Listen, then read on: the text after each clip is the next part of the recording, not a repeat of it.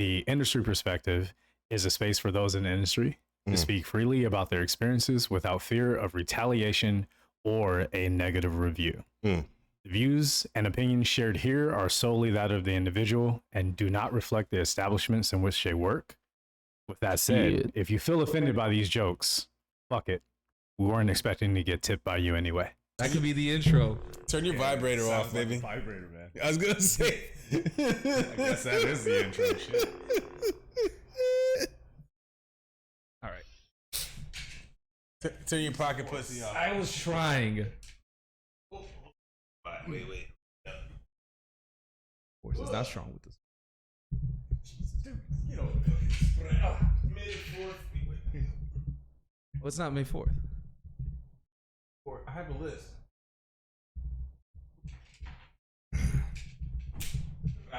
So, here we are. Shit, I'm grabbing the blade in my hand. Wow. Ah! You would. Wow. Now I see why you got that glove on, man. Yeah, That's I how already Luke made a lost his mistake. shit, baby. So, here we are. We're ready to record this and send it out. And you could say that we're here to execute Order 66. You milked every second out of that. Yo. I Your knew lack not to of step faith on it, but I disturbing. was like, dude, you gotta hurry it up. Something. You gotta bring it in. Dark side.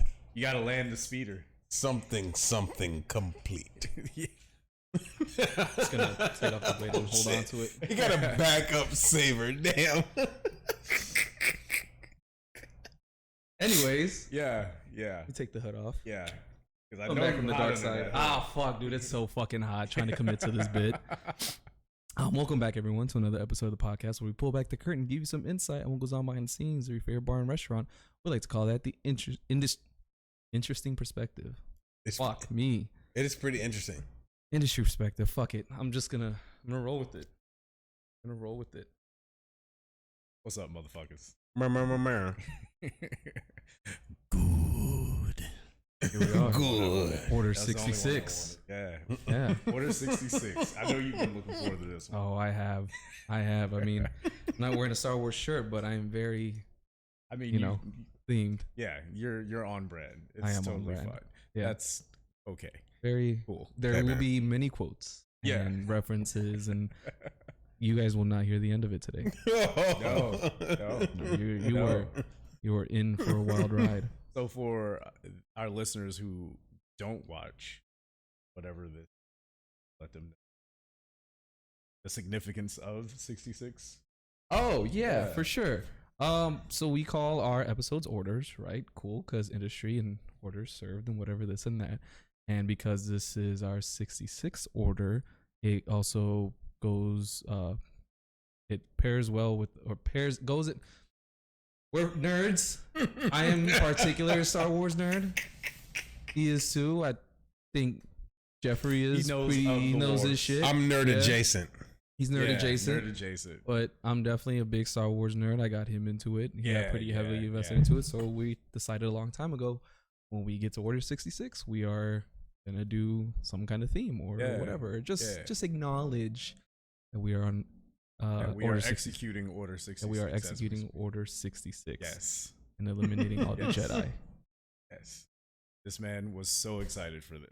Oh yeah. He mentioned it to me back like in the 30s Mm-hmm. or 40s of the episode orders. Oh, he gave a big heads Yeah, up. he was Okay. like, yo, I when we was get to waiting to- 66, you know we're doing it, right? I was like, all right, man, I'll be ready. Listen, I'm Billy D. Williams. Okay, I'm Lando Calrissian. Okay. So that's who I thought about going with because Oh. back in the day, before I committed to bartending full time, one of my coworkers used to call me Nando Calrissian. Oh shit. That was his nickname for me. That's clutch. We had radios and everything, and he'd be like, "Nando Calrissian, come in." I mean, I would. I just don't have the press. I don't have the perm. I don't have it in there no more. But like, I mean, I'm here. Photos, Huh? with the dreads and everything. I was like, Yeah. Man, I tried to, damn. man. I tried to get it Okay. back. I think the closest I can get to is like somewhere between Chewie and the Ewok. Like that's my God. that's all the hair that I got. That's what I had. Oh my god. Oh Hey man, at least you're trying. Yeah, I mean, trying. you know, what we do. Yeah. We do what we can. I feel like I don't know about you all, but I feel like Boba Fett. I feel like he's black. I feel like I can slide into that character. I don't know what You it think is. He's black. I think so. Cause like he's too smooth. He's just always just in a cut. Like he's watching. Like he walks around you in a fight. He pulls up his pants right before he fucking hits you in the face. Okay. Yeah, that's some black The tendencies. actor Tamora Morrison is New Zealander or like native Australian or something like that, like Aboriginal, I think, or descendant of. I'm pretty sure. I want to say it's New Zealander. I think it's New Zealand, like Yeah. native. You don't New want to get Zealander. those confused. Don't have them come. Please don't. It's I know he's a native Don't cancel us, something, please. Yeah, nah. but it might be New Zealand. I'm not sure. New Zealander and Australianer, or the other way around. Oh. Yo, they're ready to fight. I'm Well, pretty sure he yeah. roots for the All Blacks. Okay, the There you rugby go. team. There you go. He's black adjacent. Yeah, Yes. Yes. but he is definitely smooth. He is smooth. It's like he's just always over there with his jetpack. I'm like, He's Yeah. blasting shit. I see you. Being a Yeah. badass. Yeah, but I don't think a lot of Star Wars fans would allow them to that actor black. No way. They had to figure out a good middle ground. There's no way. Once Boba Fett took his helmet off and it was a brother, they would've so lost mad. their That would have been dope. minds. It would've made it like less. It's like, oh, that's why you're so fucking cool. Yeah. Yeah. Everybody liked Boba Fett, man. Everybody liked Boba Fett. I still gotta catch up on that. But anyway, enough with that. For now. Back to the reason everyone's here. Why are you here? Welcome back, Jeffrey, man. I haven't Thank seen you. you Welcome back. fucking in forever. Man, I appreciate you so much. Yeah, I'm glad to have you back on, man. Yes. It does that. It does that, yeah. Sorry, I- I was like, No, I closed it apartment with is the haunted. force. You didn't see, but I closed it so we wouldn't have any disruptions. I appreciate you, and I appreciate everybody for tuning back in. Yeah. These wonderful, wonderful hosts. Like, I love the fact that sometimes we kind of poke in and poke out because we are, in fact, in the industry, Yeah. and it does take us to new places. Yeah. And I love that the consistency is consistencying. Yeah. Not a word. Absolutely. But being a part of a Star Wars themed episode, fucking primo. Yeah. It allows me to get my inner nerd out. I'm if I may, I love Star Wars. I'm the original trilogy man. I feel like Jar Jar Binks. I kind of want to punch him in the face. He has a very punchable face. He has a punchable very face. punchable face. But like I also like I feel like he knows his way behind. Like he's a good bar back. You can just tell him what to do, and he'll just go and do it. Or maybe he might fuck it up. Nah, I don't he'd know, fuck man. it up. He would fuck it might. up, right? He might, but as far as having him as the bar back or the busser, I could see that. Busser. Yeah. Man, you know, maybe Busser. Because Jar Jar does not behind him. He does need to go behind In the the bar. movies, he was more of a busser. On the cartoon or whatever that he got. So he got me into watching Star Wars because he was like, because I had watched Mandalorian, and then I didn't know what the inside fucking tidbits were or whatever. And he's like, yo, if you watch these, you'll understand what all this shit is. So then I went back and I was like, oh, that's true. It actually does kind of make it better. Does. But I saw some stuff that had Jar Jar in it, and he actually, even though he was fucking shit up, he still got the job done. He gets more to and bar that back felt up. more But like a he bar back. reminded me He of gives myself bar when I back got in the industry, though. Like, Yeah. I was that fuck up. I got a question for you, mister. Bring me into your sci-fi nerddom, and can you apply your Star Wars nerddom to your industry? Like, experience. can certainly try. Oh. Oh, nothing? I mean, No, I'm could asking do you. or do not, because there is no try. Thank you. Okay. I set one of you up for it. Come on, man. Don't let me do all the heavy lifting here. Yeah, for sure. I would say, Instead of using the force, he just forced it. He's like, hey, motherfucker, you feel me? yeah. I'm just gonna force it. And He's like, in neither one of you. true Sith nature, I'm gonna bend it to my will, and you guys are gonna make the fucking jokes that I'm setting you up for. God damn it! Yo, I'm gonna throw a womp rat at you, okay? Okay. There he is. Yeah, I would say here, I'll put it this way. When I started working out here, the first restaurant I worked at was definitely like the Empire. Like, it's very uniform, this and that. And I was just like, man, dude, this is making money, whatever, cool. But at what cost? The cost of my soul. And then going to different bars and now finding the place I'm at, it's like I get to be more myself instead of just a robot. Going to the rebellion. Oh, you know? Yeah. Oh, kind of just being able to be myself and not always so formal and like, yes sir, yes emperor. Yeah. You know, all that, and then I can kind of just be a Han Solo and dashing rogue. Right for Han Solo. I fucking dig it, man. Like, I dig it. I like it. Stern chin. He could fucking, like, he could talk to an animal that just didn't speak anything. Just like, he would just growl. And it's like he knew him. Like, you were right in there, baby. Yeah. Like, Yeah, so that's how I kind of feel and how I can apply my Star Wars nerdom to the industry. All right, you're up, baby. I mean, I'm new to the Star Wars shit, but I will piggyback off of that. I will, because I've worked like Yoda did on Luke. Piggyback during training. I ain't doing that. No. You have to work on your references there. What you're wearing, is that Grogu or Yoda? Motherfucker, shirt? my knees are out. Don't make references like that. You said my knees are out, man. Come on, Holy man. shit. You're Freshly the one wearing the Grogu Vaseline. shirt. I'm just saying. No. Technically, you would be a mentor, so Woo! piggyback and while you're training. Anyway, let that go. Let that go, man. Yeah, we're on a different. He's on a whole Just let different that- mood now. Let that one go. That man. shit is Let great. that one go. You knew what you signed up for today. Yeah, I forgot what I was gonna say. Oh man, that's so much better. I love it. No, I was okay. What I wanted to say was just that I've worked at all kinds of different places. You know, the big corporate places do feel empire-like, so to speak, where they want you to do everything a certain way, and a lot of the people that you're working for have no idea how to do your job. They just climbed up the ladder and got to that position, but have no idea what you're doing. Or just shooting aimlessly like a stormtrooper and Yeah, fucking man. Walking out with the wrong plates. You know what I mean? Like, people messing up the order, and that falls back on you as a server or a bartender. I feel that. Like, all of those kinds of things. Yeah, I could definitely see that. And then working at a smaller place that allows you to have more personality, I see the correlation between that and just a rebel or part of the resistance, because you do feel more free. Yeah. You know, and everyone doesn't have the same uniform. I like that. I like it. You know? How much were those white helmets protecting you, by the way? And why did they give them that big ass chin? I don't know. On either. all of them. I don't know on that one. on I who? don't know What? on that one. Huh? On Stormtrooper, baby. Oh, That double cleft chin Yeah. is so unbecoming.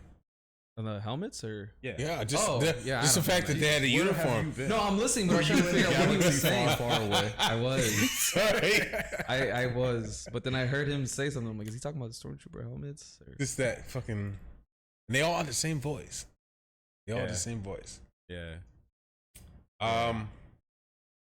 Listening to you gentlemen talk about your experiences, I will say mine is a combination between probably 3 planes. One, like, I feel like Luke on his planet and that urge to get out and like go and venture the galaxy, which is why I'm in the industry now, but I'm in events. So like I need to explore. I need my own ship. I need to go out there. Okay. R2 is riding with me. Okay. And in the words of R2D2, wow. Okay. You know what it is too. You know exactly what it is. Wow. I wish I feel could like do that.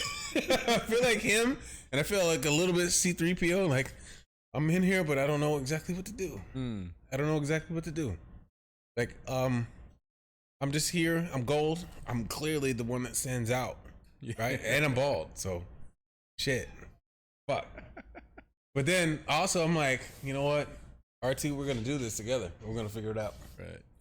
And then I'm also the last one is I'm into Ewoks. Chop chop. Be bone wow. Chop chop. Be gonna do. I know. Don't wow wow wow. You know the music. Yeah. You know the fucking music. Yeah, I know you know exactly. exactly the song. I fuck with them. Okay. I'm 70s Ewok. There's no way a bunch of little teddy bears should take down No. a militarized force Hey, with you think sticks. that, And I love being there's extremely. documented proof. You saw it on the camera. They did it. There's no fucking way. I love They being fucking on did it. PC. They hired a bunch of midgets for that shit. Jesus Christ. Let's talk about the industry. I did want to say this about working events. Say what? Are you using the force to hold that? The force is strong with It these is. fingers. But events, because I thought of something earlier today. I've only done events in a very limited capacity, mostly working with that I already know, and they bring me in for a specific event. I come in, I help out, like more like a mercenary, Okay. And there was this one, I'll just say person, because I don't think that they have an established thing. Okay. They but their event part was office bartending, so like for office parties. Okay. So they hire out a bartender, and then you go to this office where people would on spreadsheets and Excels, and literally they're having a business meeting. Yeah. And then you set up, and then you teach them how to make a couple cocktails, and then like an Iron Chef kind of deal where they come up with a cocktail and they got to name it, and it's fun. It's a little annoying in the sense of you get these. It's crazy think that annoying. they're really doing something. They're like, "Oh, I could be a bartender." It's like, no, Did you can't. feel like Gordon Ramsay? Crazy Kinda annoying. critiquing them and just grabbing like, you fucking donkey! I just What want are you? I want to hold the You're eating a shakers up sandwich. between them. Like, you know what? You're a shaker shit sandwich. Like, no, it's bad. Those are awful. Please. So I hated those events because it was it's what I call forced fun. What If you want to do team building over cocktails, Okay. take them out to a bar and just let them have a couple drinks on your company card, What a Dave and and then Buster's. just call it a day. It'll be cheaper instead of having a bartender pack up everything that they think they're gonna need. Then you get there, you don't have half of what you need. Then they're like, "Oh, we thought this was on the one order, but we couldn't get it in," and all of these things. They want you to bring your own liquor on top of it. So I gotta dip into my own stash at the house to support a party and make a couple $100 at the end. But then come tax time, I gotta pay the taxes on Does that. this happen to you often?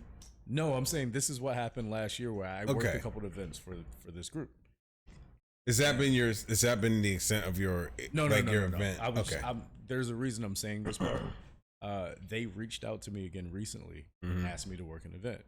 And I said, no, I don't do those types of events anymore because I don't drive. My job is across the street. I literally walk to work. And they said, you can't borrow someone's car? And I was like, no. I don't want to no. borrow someone's car The fuck? to go to work for you. Come pick me up. Yeah. Let me borrow your car. And then their next response was, you don't want to rent one? And I was like, think about that for a minute. Because I did. I sat there holding my phone because I was like, how do I respond to this person?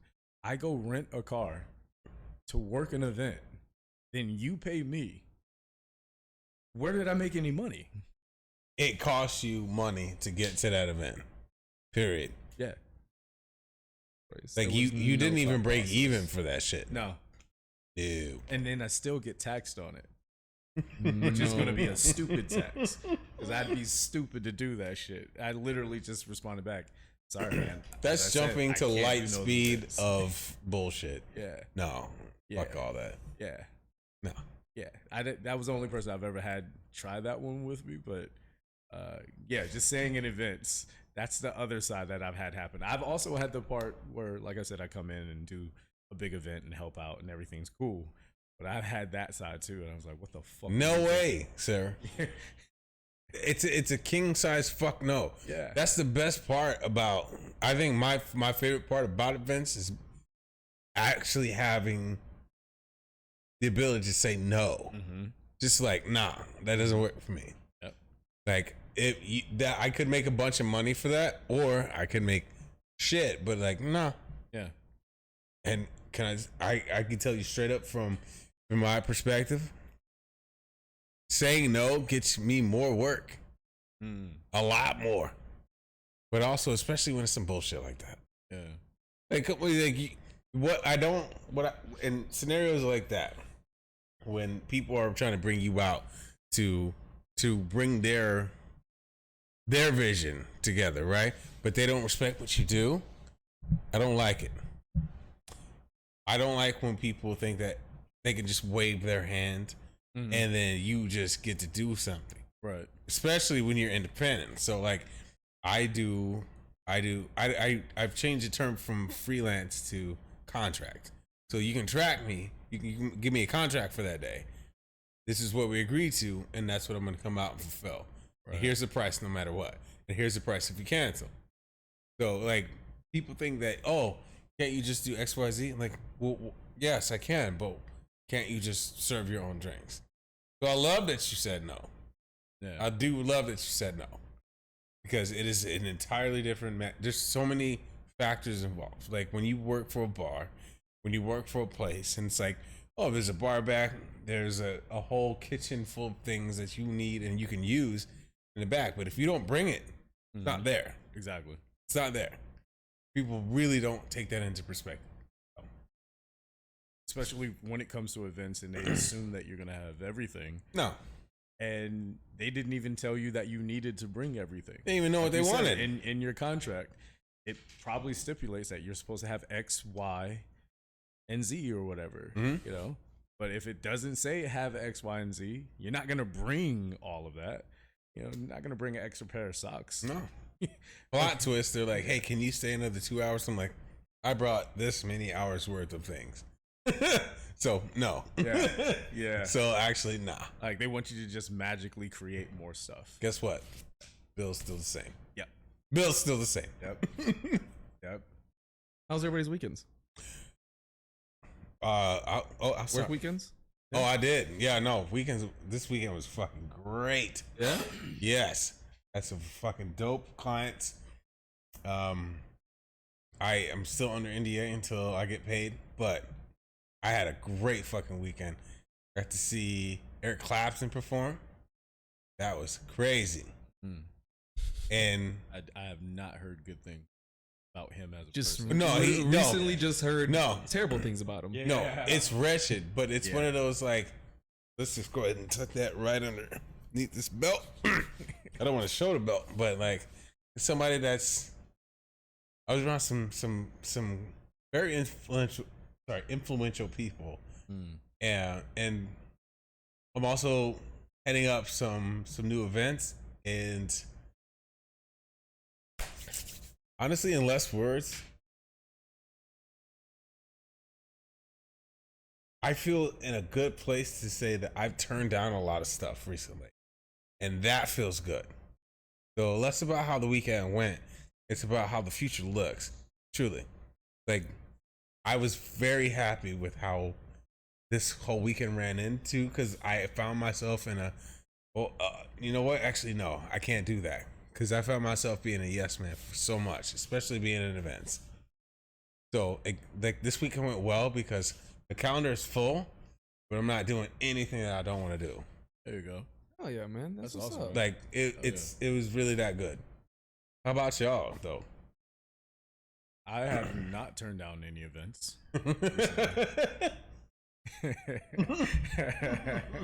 I mean, luckily for me though, my schedule's pretty consistent. I pretty much work the same 3 days every week. It's good when it comes to knowing when I'm gonna work, but it's also good to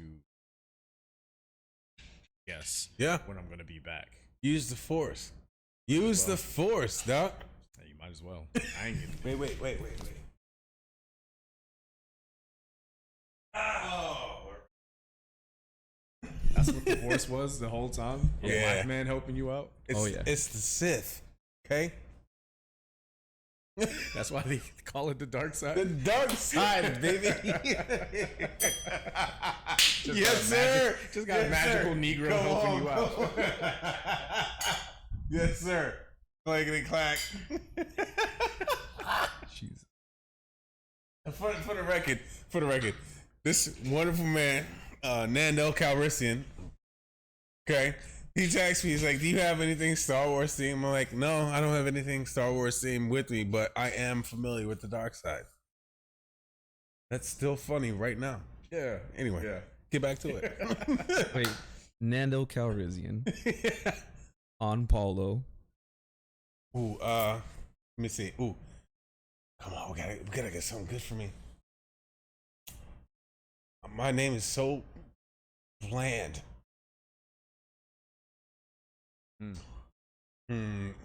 See, I'm thinking I want Baca. I could be.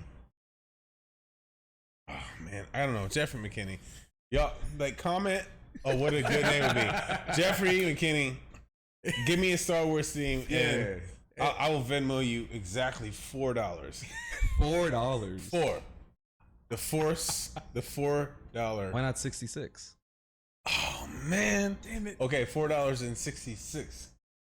There we go. I like easy. that. It's easier to say that when it's not your wallet. What? Why not 66? I know. He's like, give him more. You talk about all these events you're working at. Hey man, I I'm don't not know, pocket like watching. I was Jeff just trying to be clever. Baca or Jeff Skywalker. No, Jeff see, Baca. none of them work. Yours work. That's not fun. I just thought about that one on the fly though. That's why. I know, on the fly, by the way. On That's the also fly. an industry term. Hey. All that. All back. Indeed. All back. All right, you were saying. Oh, my weekend was good. Yeah, my weekend was good. I felt like there was one story in particular I wanted to bring up, but I can't. Oh, I do remember what it was, but I gotta save it for tomorrow. Okay. Oh. The one thing, it involved this super creepy fucking guy, and the one that we're recording tomorrow. Miss Kia is gracing us with her presence, so I'll tell. Actually, not on that episode. No, you're not. Yeah, so I can say what happened. very and you guys confused. can talk about it tomorrow. Yeah. About that. Okay. All right. By the time you see this, you'll already have heard Kia's response. So on Sunday, we were slow as fuck, just super fucking slow. Yeah. And I was standing out front. 5 women walk in, and you know they were just looking for a place to have a drink, listen to some music, dance a little bit, and so we were slow, so they had the whole area in front of the DJ to hang out by themselves. That's what they did. There was one annoyingly creepy guy at the bar, but he was that level of annoying creepy where it's like you'll take a drink from him and listen to his story, and then you'll get up and walk away. Oh no. Kind of deal, you know, but you don't want to listen to 2 stories. You don't want 2 drinks. You'll just take the first drink. So I understood why they took a drink from him on the first one. Just like, he's not being that annoying yet.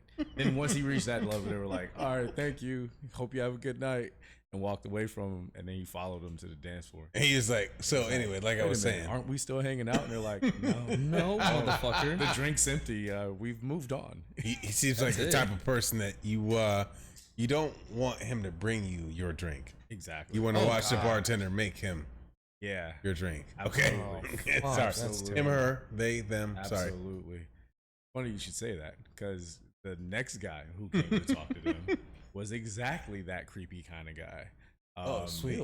I was saying to my coworkers, I was like, I think that's the same guy that Rob was talking about, who goes into his venue and just takes a little taster of champagne and acts like he's buying something.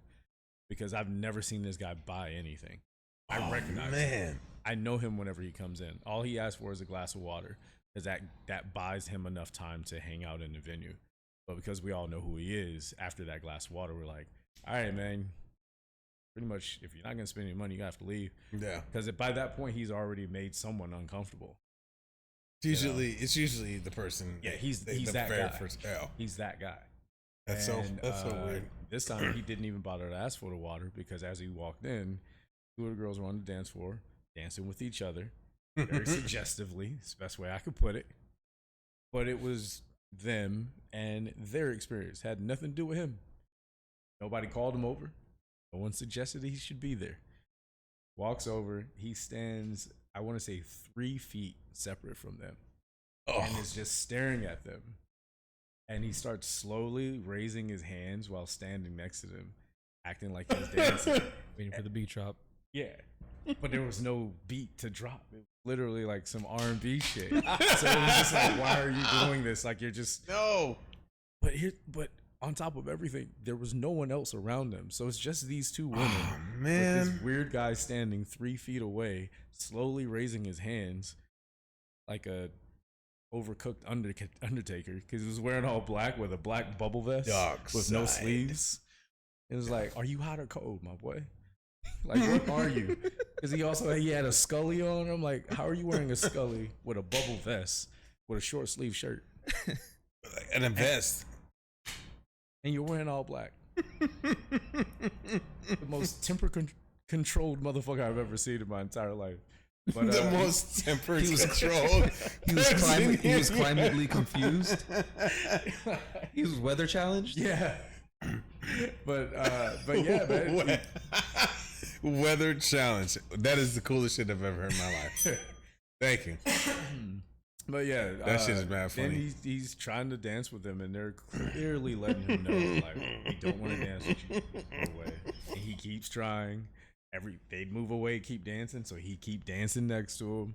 Then eventually the one girl's like, all right, I'll dance with you for one song. Gave him the one song, and he thought he was still in there. And I mean, anytime, fellas, if you go up to ask a woman to dance, for one, you should ask. Don't just walk up and do this move. But for two, if Definitely they look at you, or don't look at you, but if they laugh at your presence, just leave. Yeah. Please just leave. Don't make it any worse. The whole thing of not recognizing that someone doesn't want you is gotta stop. Shit is hard to watch, man. I mean, I know he wasn't out there telling any jokes. He never really said anything other than, can I dance with you? Or whatever. But they were laughing in his face, man. And that went on for a good 10 minutes. He took bathroom breaks. Oh, Jesus Christ. And kept coming back to them. Like, hey, I wash my hands. Monsieur P. Ready for me now? No, I want to. One, that is absolutely accurate. And by the way, we can see a lot of things behind the bar that you do not see. Yeah. The creepers, the creepies. Okay, I need you to understand that. Guys that are trying to decide if they want to shoot their shot or not, and are just I'm trying to decide whether or not I'm going to jump across the bar to protect somebody. Right. Like straight up. Seriously. Don't do that. If I may. Don't do that. He's saying don't do that. Don't do it. Okay. He's saying don't Like do that. when it's just no. It's not fuck you. It's just no. Yeah. Okay. Just I'm gonna go back over here. I'm back over here. Okay. I'm back over here. It's not fuck you. It's just no.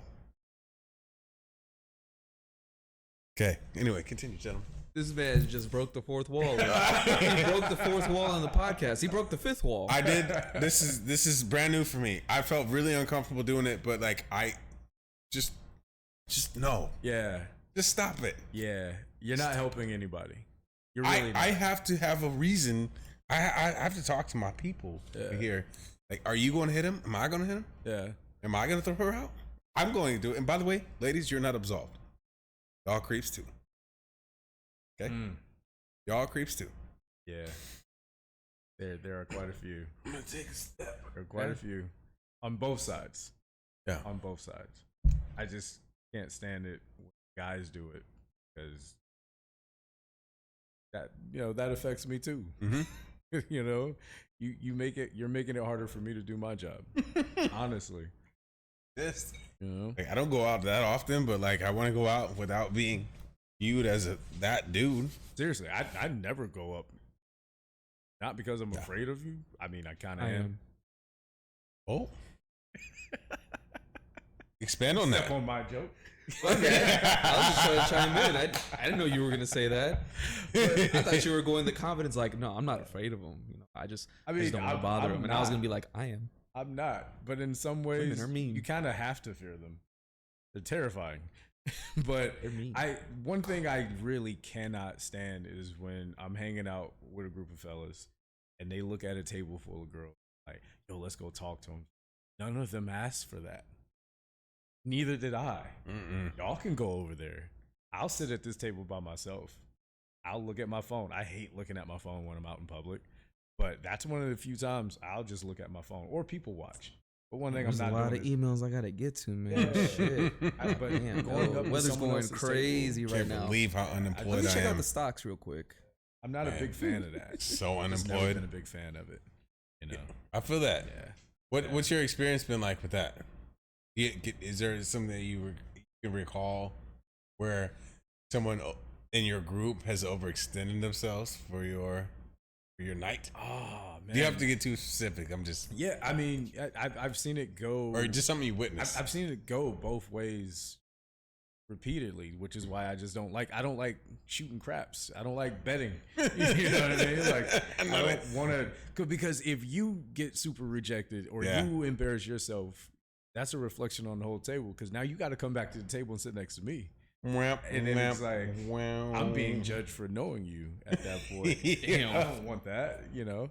If you got a friend who normally doesn't say anything disrespectful, but if that table takes it that way, right on. What if you accidentally insult someone? Now that whole table thinks that everyone else at this Kind of table like feels that way. permeated, yeah. Yeah, so I'm just not a fan. And I've seen it work and I've seen it not work, but I'm not a good wingman when it comes to that. No, I can't co-sign on fuckery. Yeah. Like, yeah, I don't like it. I don't talk to strangers. I think that's really what it is. Just don't talk to strangers. Danger, baby. Yeah. When I'm at work, yeah, I have to. Yeah. But when I'm not on the clock, I don't talk to strangers. I don't like to talk to anybody. Yeah, no, I feel that. If I want to jump in a little bit here, Please. Just also too, just going out and seeing a group of girls, it's like they don't want to be disturbed. Maybe they do, maybe don't. I don't fucking know. But also, I'm not gonna be the person to go and find out. I'm not gonna fuck around and find out because one, I don't want to be disturbed. So, Absolutely. how would I feel if like a random girl or whatever came up to me and wouldn't leave me alone? It's like, dude, how do I turn you down without being mean? How do I tell you to go away without having to say go away, and then you're gonna push me to the point like, yo, go away. I don't think I've ever been in that position, but you know, I can only imagine. It's like I can only imagine like what would happen if it was around. So yeah, I would never sort of burden somebody with that conflict interaction, whatever. Yeah. What I'm trying to say is that if I'm out with my boys, whatever, this and that, and one of them's thinking about going to talk to a girl in that group, you know, I'm gonna be like, yes. Looking at you, she gave me the sign. Is there any indication that she wants your attention or something like that? Has she been looking at you? No.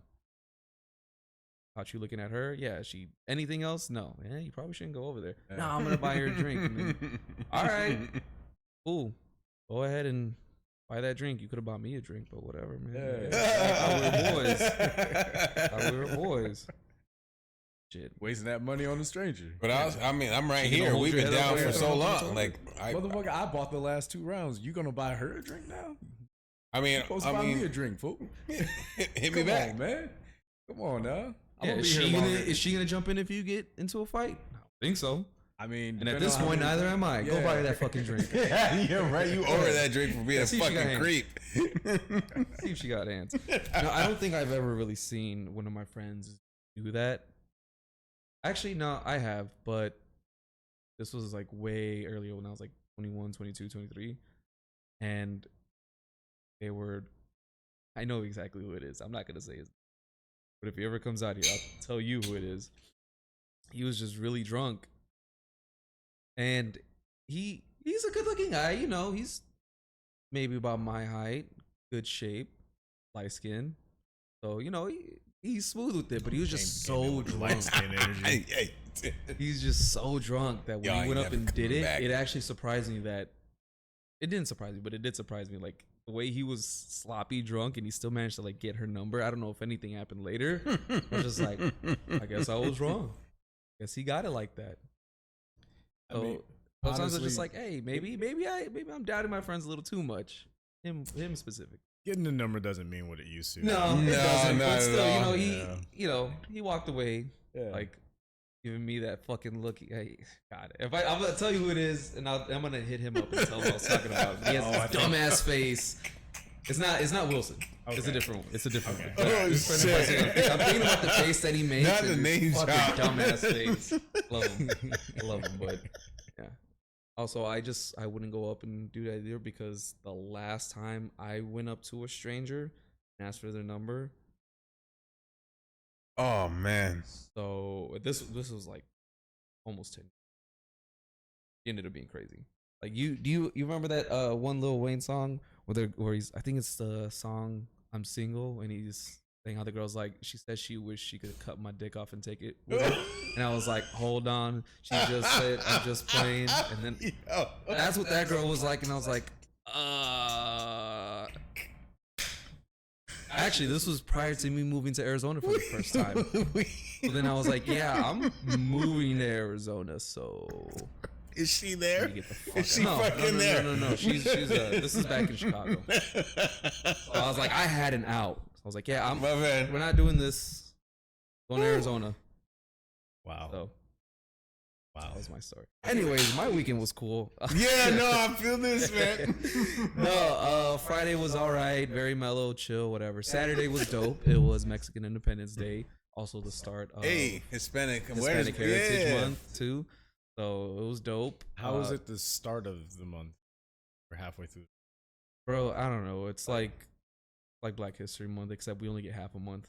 Yes, so you know. Then Bro, pancakes get a whole day. Y'all couldn't get a 30-day like set in the Nah. calendar? No, I think it goes from the middle of September to middle of October. Honestly, I don't know. I just know that the 15th was the start of it. Okay. I know some of your classmates are saying that you're Mexican, and they're looking at you right now. And you're like, hey, man, you should know this shit. Well, it's Hispanic Heritage Month, so that's cool. Yeah. So it's all of us. Yeah, I know, but like they only know one perspective. Okay. Yeah. They thought I was Mexican. In high Oh, that's school. what you guys were talking about. Yeah. Oh, that's funny. Yeah, they thought I was That's fucking Mexican in funny. high school. Can we please I'm not take Mexican. a real appreciation over here for Luke/Darth with the Down with the Sis? Whip it out, baby. Whip it out. Come on, whip it out. By the way, this makes it so much better. Oh, anybody that's currently watching, if you are down with the Sith, this man is it. And don't worry, there are two of us, but he is also down with the dark side. Okay? Yeah. Are you gonna say it? I'm giving it to you. What? I was just gonna say if they're down with the Sithness. Bro, I saved it up for you again. I was letting you take it and you didn't. That one's on you. No, man. Well- My man is Yoda right before he died. That's my man is chill Honestly, right now. I'm just so thrown off that felt the need to whip out your lightsaber towards my face. I didn't ask for any of that.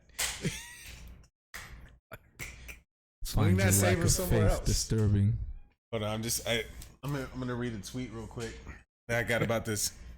Yeah, so my weekend was cool. The party that we had on Saturday was dope. It was really nice to have I don't want to say Hispanic party, but like it was all Hispanic music, salsa, bachata, merengue, reggaeton, mariachis, all that stuff. It was cool. The DJs were going off, celebrating Mexican Independence Day and Hispanic heritage and making sure everybody was like feeling represented, like, oh, Honduras, if you're in the house, Mexico, you're in the house, Panama, like all that shit. It was really dope. It felt like one of those throwback parties at like a festival or whatever, where like in Humboldt Park, especially during the Puerto Rican Fest and shit, where it's just like everybody's proud of their heritage. Mm-hmm. It was dope. It was really dope, except for this one interaction. It was the only bad I don't even say bad. It was just funny.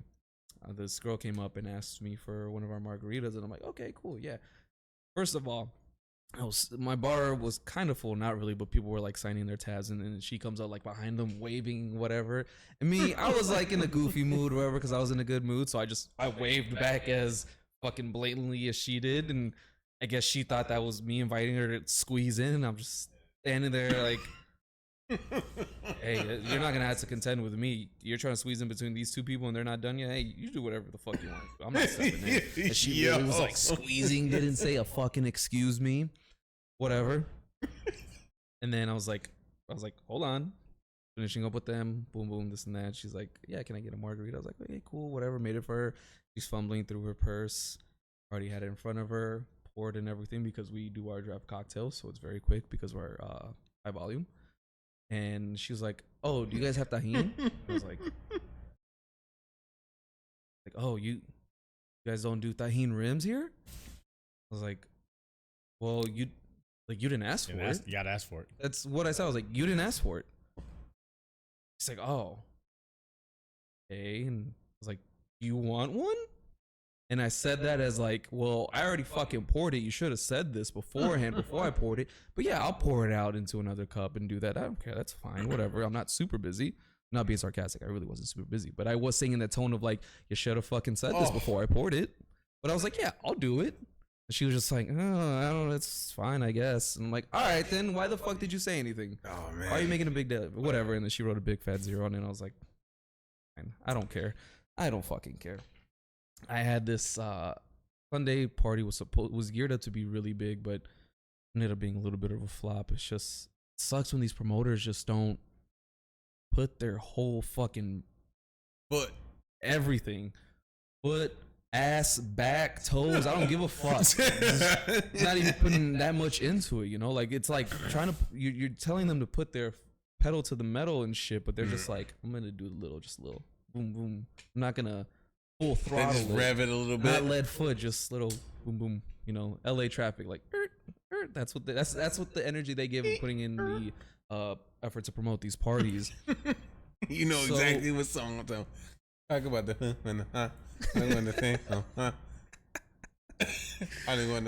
So it kind of, I don't want to say it picked up, but like there was moments where I had spikes. Anyways, this one dude comes up and he orders food and he asks for a Cadillac margarita. I'm like, okay, cool, whatever. And then as I'm turning around, he's like, can you make it strong? And I'm turning around, I'm rolling my eyes, typing this in, come back, and I start building it. He's like, you heard me, right? I was like, huh? Like, no, I heard you.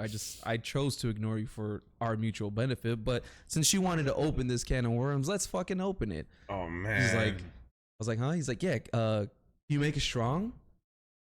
And I kind of stopped as after all the ingredients were poured in, I was about to shake it. And I said, well, if I take care of you, are you going to take care of me?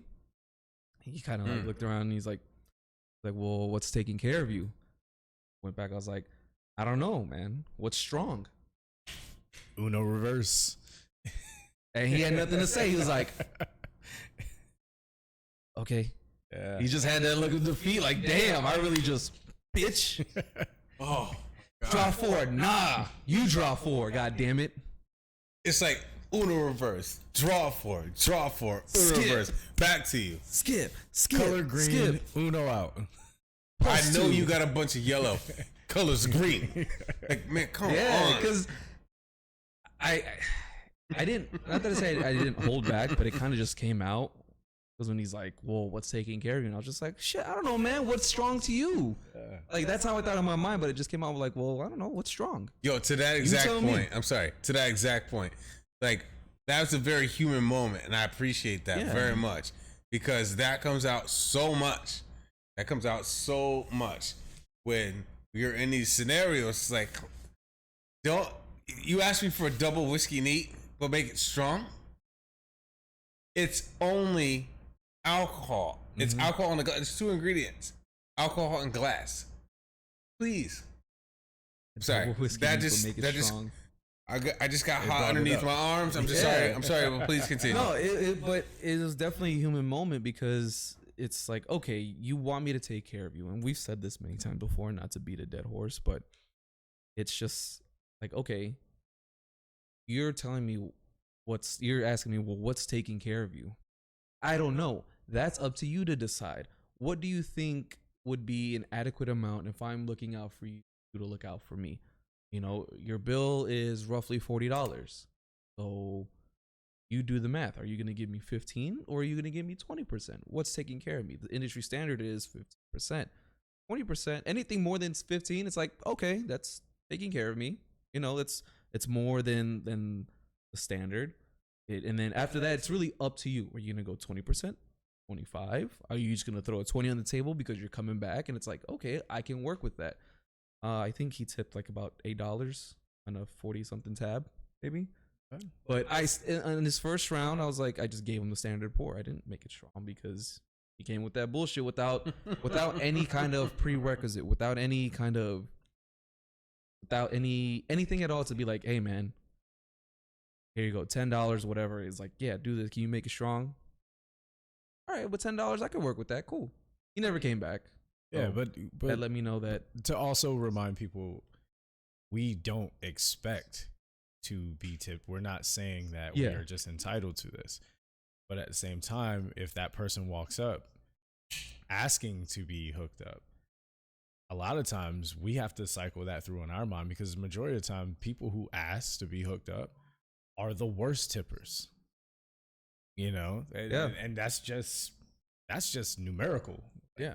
It's literally just a fact. That's just how it is. The majority of people who take care of you have already signed that social contract. They're not worried about trying to get the hookup. They know that by taking care of you on that first round, you're going to remember them anyway. Or them, instead of just coming in and saying, can you make it strong? Being like, oh, let me go ahead and throw down this money and let you know what I'm about. Let you know what it is. Mm-hmm. And then it's up to you or up to us, you know, so to speak, to recognize that and say, okay, let's see where this goes. Exactly. You know what I mean? This person's letting me know they understand me. I'm gonna let them know I understand them. If this transaction goes the way that I think it should, we're gonna have a great fucking night. I mean, like, treat it like let's swipe right together. Mm-hmm. Like, truly. Yeah. Like, come up, order a round, don't say anything about it. Tip down. I'm like, oh, I got you. Mm-hmm. Like, I see you now. Like, we have control of everything that you want behind us. And then, like, if you come in with some positive energy, like, we can do that. And like, oh, this guy came in and like, or I'm sorry, this person came in and they were like, hey, you know, we're here celebrating XYZ, or you don't have to say anything. But like, hey, you know, come in, you tip big on the first one, like, then you come back again. I'm like, I'm gonna look for you. Yeah. Like, I'm gonna look for you. Yeah. Like, you come back up and it's like, hey, good to see you again.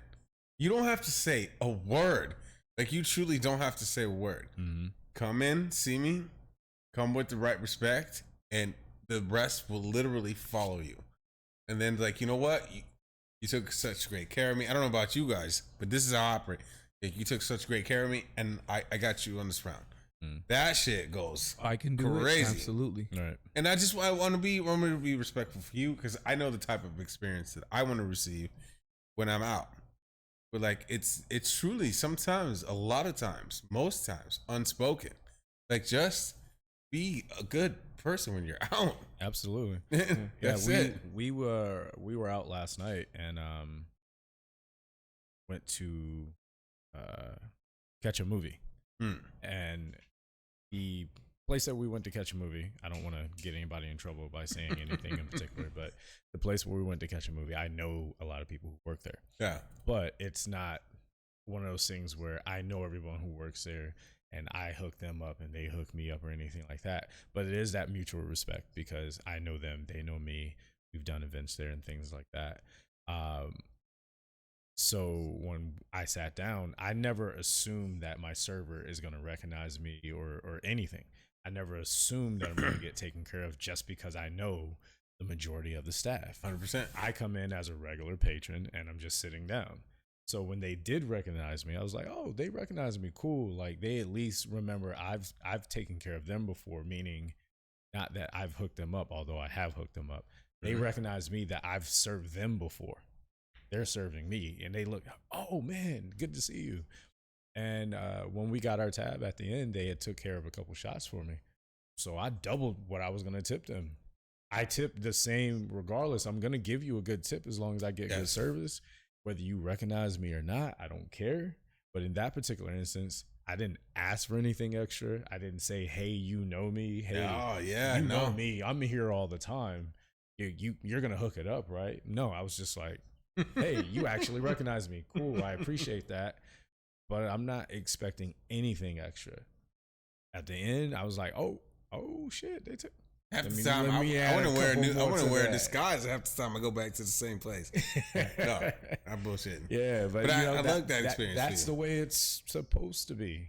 Whether I've served them or not, whether I got the recognition, I'm still gonna take care of them. The fact that they took care of me was more of a response to, hey, this person already takes care of us. Like this person already recognizes us when we go to their bar, and whenever they come here, we've never heard anything bad about them. They always take care of us on the tip. I've left my wallet there before, and the server that was there was like, oh shit, I saw your wallet, and I remember like, oh, I know that guy. He's a cool dude. Yeah. Hopefully he comes back for his wallet. That's what that person's exact words were. I was like, damn, that's cool. Because up until that point, I didn't think the motherfucker liked me because they never spoke to me, really. Even when they were my server. But then sometimes doing nothing is doing something, man. Exactly. Like, for real. Exactly. Like, it truly does feel that way. What about you, though? Like, I was just going to bring it back a little bit. Hit me. Because I came to mind, but you had said something like that was a very human response for me for that. For a long time, always like, damn, I wish I could say something when people are like, make it strong. So like to find something that's not really rude, but also just matching their energy. It's like putting it back in their court. Like, here, you tell me, how much is this worth to you? How much is make it strong worth to you? This and that. And yeah, I'm just glad I found a response that really just levels the playing field. Doesn't make it seem like I'm being rude because like, hey, you're asking me to do something that we normally don't do, but you do if you can. You're asking for extra. You're asking for extra service. So like, all right, well, let's open that and you tell me what it's worth to you. What is me taking care of you? How much do you appreciate me doing this? Like, let's open that, but I'm gonna put it back in your court because you initiated. I didn't say, hey man, let me take care of you. If you take care of me, bartenders, we never do that. We don't do that. Oh no. That would be terrible. If a bartender told me they did that, it's like, oh, dude, that's doing a lot. Maybe you're in the wrong industry. Yeah. Maybe you're in the wrong fucking industry. That's enabling. It's hard as fuck. A bartender doing that, that's just bad. So I've never known a bartender to do that. So I also want to say that I don't mean to judge a book by its cover, but he did have some chains on. So I'm like, okay, well, you ordered a Cadillac margarita, you must got some money. You know, you got the chains the opposite of what and this and that, whatever. No, I mean, I'm just saying, like, dead ass. If you got a bunch of chains on and you order a Cadillac margarita, you broke as fuck in my mind until you prove otherwise. And the only reason I'm saying that is because that's the broke motherfuckers like uniform and drink of choice because they're watching people with money order that. A lot of you motherfuckers got actual money and you know that, hey, let me get a Cadillac margarita. It tastes the way I want it to taste. It gives me the hit that I want to get. As long as they don't fuck it up, the bartender don't fuck up my drink, I'll kick them a couple extra bucks. Thank you. Cool. They move on. Those are real motherfuckers getting caddy margaritas. These broke motherfuckers are watching what you order. And they're the ones who come in with all the extra chains. The chains, the Balenciaga tee, all that shit. Like, and come tip on, you man. nothing. Like, and always want extra. Single time. They're the motherfuckers who they gotta watch you pour the Grand Marnier at the top. Like, I can't see, I can't taste the alcohol in this. I'm like, that's because I'm good at my job. Like, dead ass. Like, you're not supposed to. It's not supposed to be boozy and bourbon-y. You said it before. This isn't the family fucking cookout where you're like, vodka, cranberry. Yeah. But I remember there was a time when people ordered Cadillac margaritas and you could just add the Grand Marnier to the cocktail, make it all at once, and that was it. But broke motherfuckers kept saying, "Where's my Grand Marnier? Where's my Grand Marnier?" And now the industry standard is to either pour it on top, or I was at a restaurant a couple weeks back, and a friend of mine ordered a Caddy Marg, and it came with a little shooter bottle that was on top of the glass that was formed to it to just add the shot of Grand Marnier as you drink the drink. So many people have complained about not being able to taste their Grand Marnier that even Grand Marnier is like, yo, these motherfuckers are cheap. Damn. So we need to change the bottle. God just so that people can understand they're getting what they're paying for. God. I hate that. I hate that. I hate it. Because it's only the broke people who act like that. It's not that only broke people order this drink. It's that broke people found out what rich people or people who at least experience, whatever the fuck you want to call it, they're watching what the fuck you're drinking. So they're ordering it trying to be like you. They're ruining your drinks. So you need to stop them. And next time you see a broke motherfucker order a Caddy margarita, you need to talk shit to them. Don't make it my job. Be like, can you afford that? Nah, can you afford that? Are you gonna tip my bartender? Also, don't piss him off because then he's gonna fuck up my drink. Truly, like, by the way, a strong drink is juice with alcohol in it. So, like, when you come up and order, hey, I need a fucking a Henny and Coke. Can you make it strong? It's like there's 3 ingredients in it. It's ice, Hennessy, and Coke. That's a strong drink. Just tell me when to stop pressing the button. Or better yet, just say splash of Coke. Splash of Coke. That fucking yeah, works. thank you. Thank you. That'll be easier. Or just Henny on the rocks and give me a Coke back or something, a Coke on the side. If I may also, gentlemen, forgive me. Pre-game. Bro. If you want to get fucked up, pre-game. Hold on, no, because this weekend there was a little bit too much pre-gaming, and there was a couple people vomiting at my responsibly. Yes, yeah, like people don't forgive me. People don't know how to pre-game. That's not pre-gaming. That's getting fucked up before you go out. If you are the person who's gonna have 3 to 4 shots on top of your drinks when you go out, maybe you don't need to pre-game. You're gonna have enough when you go out. But if you're the type of person that wants to go out, going out on a budget, and I'm not judging you for going out on the budget. I still go out on the budget sometimes. Like, at least take 2 or 3 shots before I leave the house. But make sure you're doing it the right way. Don't drink like 2 4 Locos and 2 shots, 2 edibles and smoke and all this other shit, and then you go out and then you still want to take like 3, 4, 5 shots with everybody. And then we're carrying you out, or you're puking over yourself or your friends, and you're embarrassing yourself, man. Like, if you want to come out and have a good time, please do it, but do it the right way. Getting fucked up at the pregame, it's like you're not even pregame anymore. You're at kickoff. Yeah, the game started. You're already kicking off. Here we are. You're at kickoff. I wanna walk that back. They were correct. I don't want you to get torn up before you come and see me. But if money is an issue, or if you're trying to save face, or even for yourself, like, matter of fact, if you know you're going to be spending money on somebody else, pregame a little bit yourself. Like pregame yourself so that you're not just like ripping and doing all these things. And by the way, it's super not impressive for you to go out and spend a ton of money while you're out doing all these things. If you want to go out and have a good time, have a good time. But like there's nothing to be like, there's nothing to be gained by going out and trying to spend a bunch of money when, even if you don't want to, like, if you don't want to go out and get that fucked up, please don't. Like, please don't. There's nothing to be gained from that. There's nothing to be gained for that. You know, I'm sorry, but I've noticed that a lot of adults, and I say that's people above the age of 26, between 26 to 32. If you can rent a car. If you can rent a car. That's it. I see a lot of them seem to be very susceptible to peer pressure still. Yeah.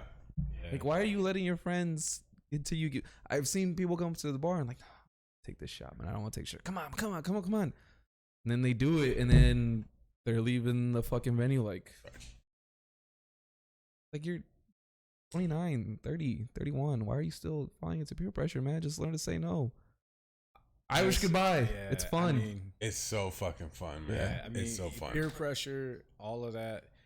Also, if you're running from something, you're dealing with something, maybe getting as fucked up as possible is not the way that because we had this instance happen probably over a month. One of the guys, he worked at one of the food trucks that right outside of my venue, so I'd see him all the time, and we all knew whenever he gets off of work or sometimes on his break, comes in our bar because literally 10 feet away from Oh him. yeah, I know. And we discount them because they discount us on our food and like that. But we all knew he could only have like 2 shots, maybe a beer, because he always was in this perpetual state, either being fucked up or very close to it. And the last time I saw him, he came in, and I just remember thinking to myself, this is the most coherent that I've seen him in a long time. He's high.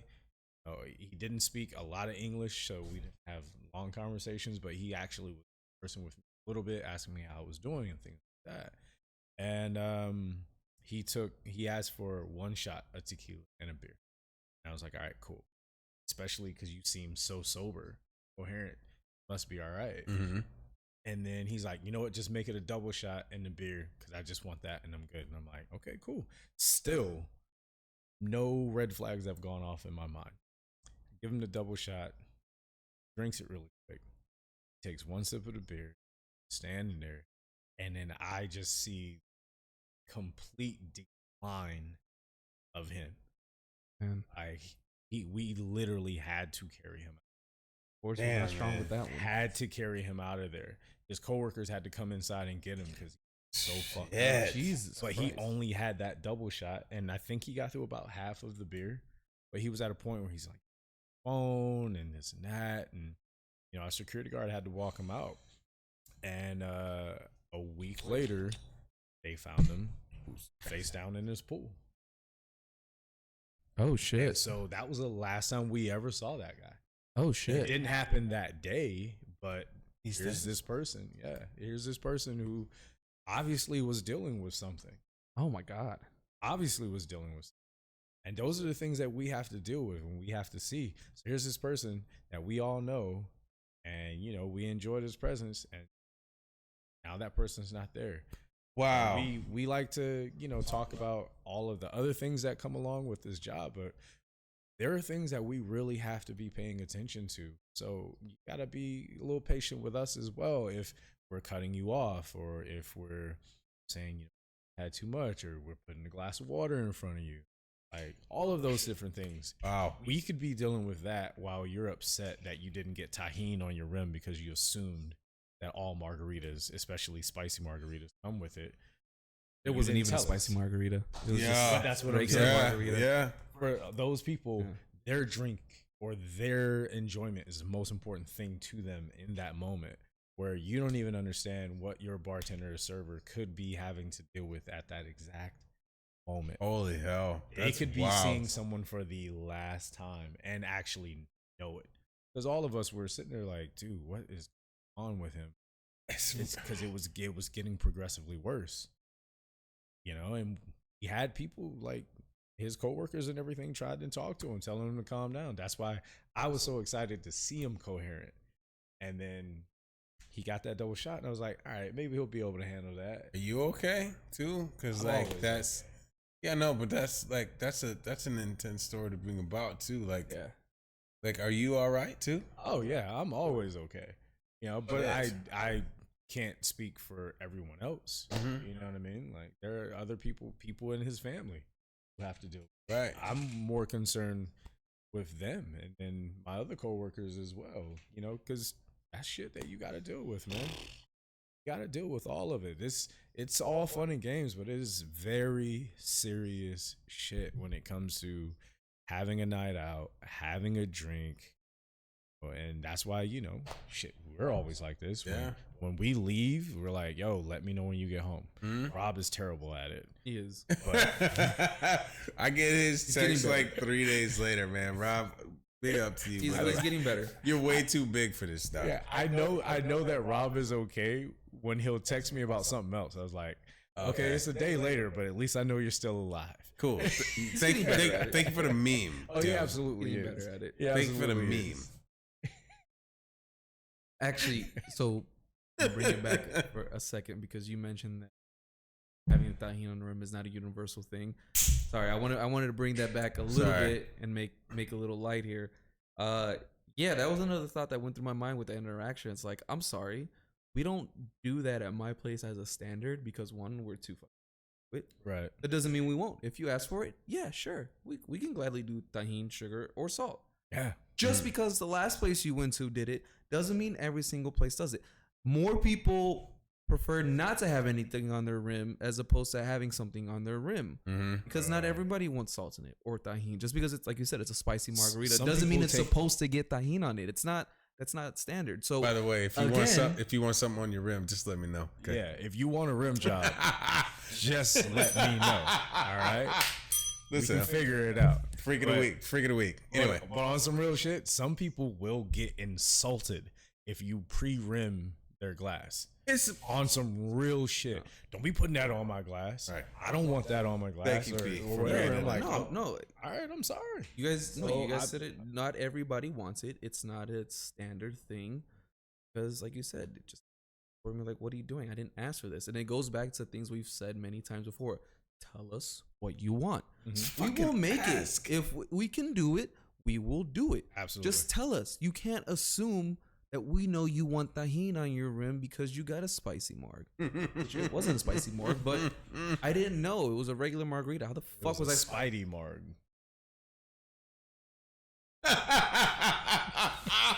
Yo. Listen.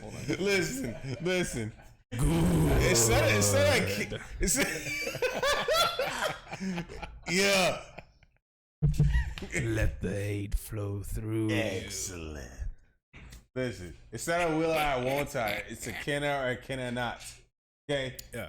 Just talk to me, please. Yeah. By the way, Tell us what you want. When you walk in and you see people across your bar, please understand that they are, in fact, first people. Okay? I'm not keeping you from your experience, letting you know what I'm capable of. Mm-hmm. I'm letting you know what I can do for you. Right. And like, it's not a hookup or a hook not.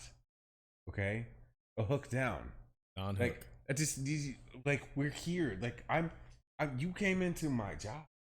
You came into my job. You came today. to me, goddammit. Like, I'm here to help you out. Right. And P.S. like, oh well, we went to this. Cut it right there. Cut it. We went to this other place. Goes extra for people. Oh, I'm sorry. I didn't know that sign was here too. Yeah, cool. My By the bad. way, I'm telling you straight up, like, this is a Michelin star restaurant, not Blamos Blantinos. Okay, Almost bland. sorry. This is not your local watering hole, and Blamos no disrespect Blantino? to it. This is what we do here, Yeah. and that's it. Yeah. And that's literally it. We don't care how that other bitch fucked you. Right. This is how we fuck. You came in to see how fuck I like look in this. my shirt, bitch. All right. Sorry. Like, well, when I go over there, I don't care. Go Cool. over there. Let that other bitch do it. Clack your nails in front of them. Clack them in front of that. Clickety clack. No, I got really nothing to add because the way you said it's like cut it right there. You're not at that place. Yeah. Yeah. This... Fuck, man. When did you cry during Star Wars for the first time? When did I cry? Yeah. Star Wars. Yeah, I know you got at least two. Man, I will tell you. So there's been 3 instances where I've been very emotional with Star Wars. That was when I watched Revenge of the Sith after watching Clone Wars and watching before Anakin and Obi-Wan start fighting, and I'm like, oh, fucking goosebumps. Even though I've seen it a bunch of times, I'm like, fuck, you will not take her away from me. You have done that yourself. Like, all that shit, I fucking love it. Don't make me kill you. Yo, what is it? Like, I love that shit. It gives me chills. And then and then they start fighting and the music comes on. I'm like, fuck. And then, then he's about to slash him. He's like, it's over, Anakin. I have the high ground. It's like, you underestimate my power. Don't do it. Slice. And he's like, I loved you, Anakin. You were my brother. I'm like, fuck. And he's just like, I hate you. And there was another instance where it was in Rebels, and I got chills when Ahsoka is able to land a hit on Vader, and then for an instance, there's that sense of Anakin because he calls her out by name, and he gets these flashbacks of like, oh my god, it's my master's back, and like, I'm not gonna leave you. And then he's like, there's a moment where he's still Anakin, and then his saber ignites, and he's like, then you will die. And it's like, fuck, man, it's so close. Wait, I know how it ends. It's so close. And then there was the Kenobi series where they have that dialogue after they're fighting, and he's like, I'm sorry for all of it. And he's like, I'm not your failure, Obi-Wan. You didn't kill Anakin Skywalker. And he absolved him of all that guilt that he had. So while he was still Vader, there's a moment where Anakin came out. He's like, dude, this isn't your fault. You didn't fail me. You're fine. I fucked up. I became Vader. Vader killed Anakin. And it's like, fuck, dude. And Obi-Wan's just like, there. Oh man, there's so much in that. And then with the sequel trilogy, I don't know if there was many instances where I was like sad. I don't hate the sequel trilogies as many people, except for when Han died and Chewie just lets out this roar of sadness and anger, and it's like, oh my god, I felt for Chewie in that moment. I was like, no, Chewie, come on, man, come back. That was his brother right there. And then he's like, whoa, hold on, his son just killed him. And there was a moment where Chewie's like, but that's like my nephew. So he shot him still, but more out of like to get him away from him, not like a headshot. Sounds like a black Chewie barbecue don't miss. right here. Chewie don't fucking miss. Sounds like a black barbecue right here. Chewie don't fucking miss. He's deadly with that fucking blaster. So he missed on purpose and hit him like on the side. Because he could have shot him. He could have killed him, but he's like, that's my nephew. But fucking shit, what did you just do? Get away from him. There's many moments. There's many moments, like I can go on and on. Like even in Clone Wars, the kids show, the fucking kids show. There's a lot of moments too where you build a connection to these clone troopers and sad shit happens. You're like, fuck, man, that's so. They pull at the heartstrings. Like there's in the final season, and I'll stop here.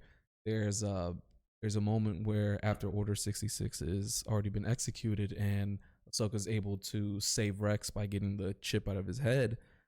And they're now having to fight through all of the clone troopers, which is people they fought alongside with, especially Rex. He's doing it, but because he doesn't want to die and he doesn't want Ahsoka to die. And there's a moment where they're talking and she's like, we got to do this thing.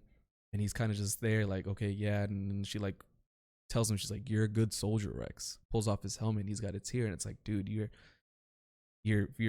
want to survive, but you're having to kill your brothers to do it. Or at least fight them. It's like, damn, like it's such a internal struggle for him, and just her telling him like, you're a good soldier. Just because you had to do bad things and there's this one thing that you could have done that was bad, still a good soldier. Love your breakdown of that, man. I'm telling you, man, that pulls one right out of me, dog. Dude, I love that. There's being a Star Wars fan and watching all these shows and everything, and rewatching them, and you start to see that the Star Wars as a whole is supposed to be the tale of Anakin, and it's not really so much as like, oh, we want you to sympathize with the bad guy. It's like, no, it's literally this tale of like a fallen angel almost, because he was the chosen one, and you just see the tragedy, and it's not so much feeling bad for him. It's like you just they did this parallel with like that painting of Lucifer where he's like got a single tear, and they do a lot of parallels with that where it's like he was just a fallen angel. You know, he was not properly guided, and then this happened because, you know, other people around him failed him. He didn't do it because he was seeking power to be a bad guy. It's just he was trying to do the right thing, save his wife and kids, and it was the actual devil, which was Palpatine, who was like, you know, follow me. And it's a big tragedy. Star Wars is the tragedy of Anakin Skywalker. I mean, this is, and when you're on a night out, this is, if you continue to try to push your friend in shots, this is your downfall right here. Okay, let your friend go home.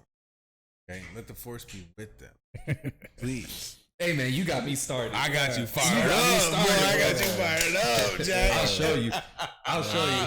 Star Wars, hearing it that way, it reminds me of He Got Game. Or like A Boys in the Hood. Let me just bring it over to the black side. Yeah. Because I'm hearing about fathers who had sons, and then their sons grow up and it's like, man, I was talented too.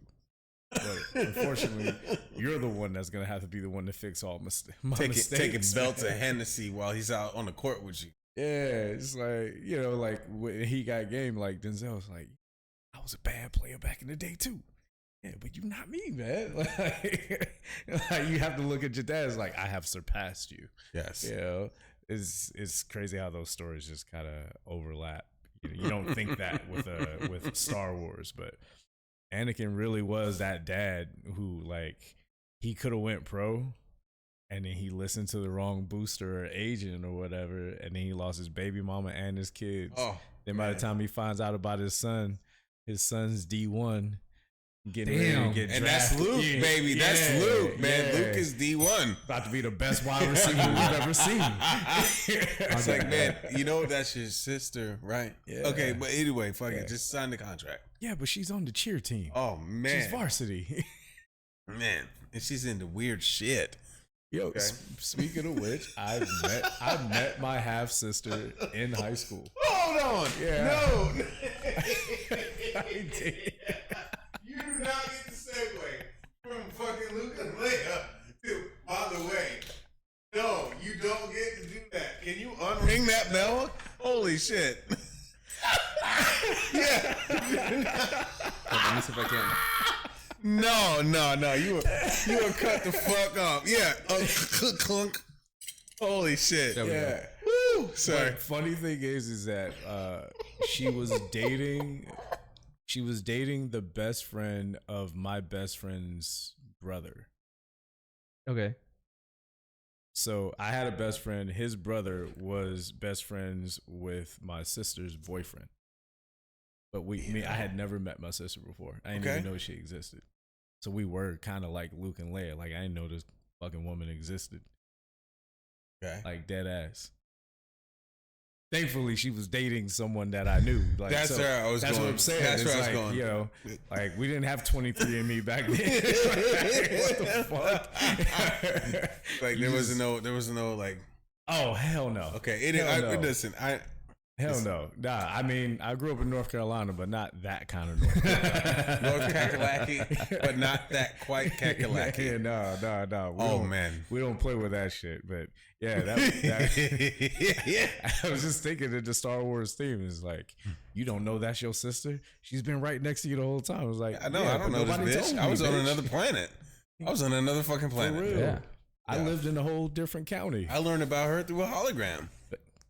Actually, A broken hologram. Actually, I learned about her because her older brother told me. If his name is Obi-Wan, I'm gonna punch him in the face. No, it's not. It's Okay, not it's like Ryan or something. It was Ben. Okay, I figured. Yo.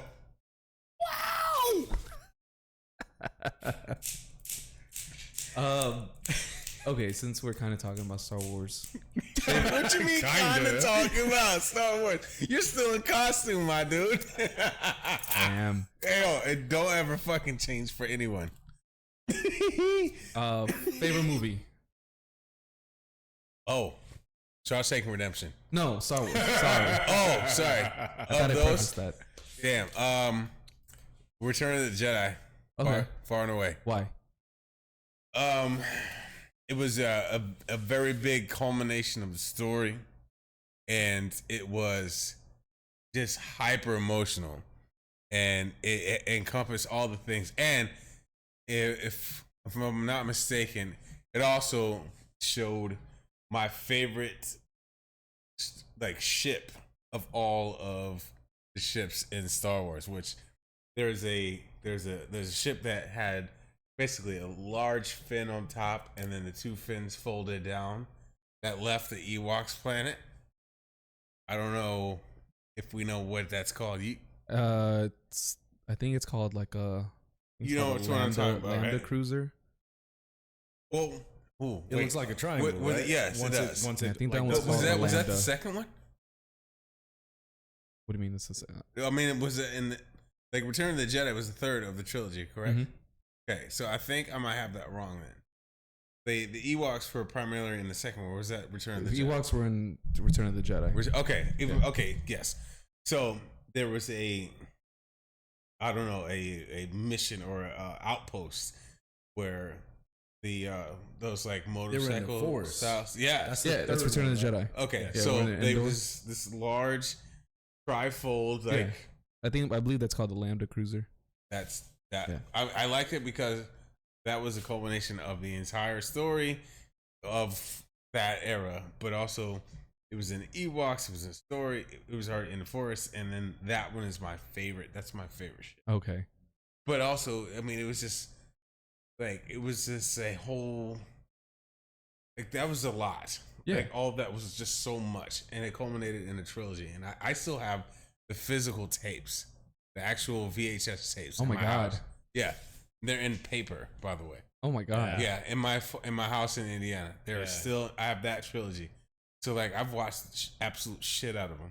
But like favorite ship, Ewoks, like cool inter-forest vehicles, and also like those fitted cap like fucking stormtroopers that rode the they're also my favorite. The Scout Troopers. Yeah, man, they were great. You're one of the few people that actually like I Ewoks. fucking love You know them. the Ewoks ate the Stormtroopers? Yes. Wait, what? They what? Yeah, after they killed them all, the Ewoks devoured the Stormtroopers. Hey man, They started it. They ate them. if you don't use it, you're gonna lose it. Okay. There's a That's no. game mode in Star Wars Battlefront 2. It's called I think it's called like For our Endor listeners who Survival. don't Or I like think it's called Star Wars, Ewok they're Hunt. like, fuck this episode. I know. But Not a hey, chance. hey, We're gonna hit a whole different better fucking stick with it. niche. I'm gonna go off group, because man. this is Let's the only go. episode I can go off, so I'm gonna do it. Do it, But baby. there's a game mode in Star Wars Battlefront 2 called Ewok Hunt, where you play as either the Ewok Ewoks or the Ewok cunt. Ewok Hunt. Okay. Enunciate. Where you play as either the Said it Ewoks too or the fast. Stormtroopers, and the Stormtroopers are trying to survive that night on Endor, trying to escape. And it usually starts off with one Ewok. So it's like infected mode on Call of Duty, where one person's the Ewok, and then when they Okay. kill a Stormtrooper, they go to the Ewok. So you're trying to play as the Stormtroopers, trying to survive the night, and it's pitch fucking black. So if you're on the Stormtrooper side, all you have is a flashlight from your gun, or you find upgraded weapons to have like better flashlights. As an Son of Ewok, a you can see bitch. in the night, but if you're playing as a Stormtrooper, it's pitch fucking black. So it's kind of fucking terrifying when you're like running and you just hear the burr, burr, burr, burr, and you're getting fucking and jabbed and shit. you're getting eaten alive. No, you're getting stabbed, but they don't show that. But you're getting fucking jabbed with a spear. So when you have headphones in and you're playing, you just like, Look at this man. Look at this man. Like you it's kind of a terrifying game mode. like you're out on the yard, just get changed. It's like, hey man, I'm sorry about it. Sorry about you. What's your favorite one?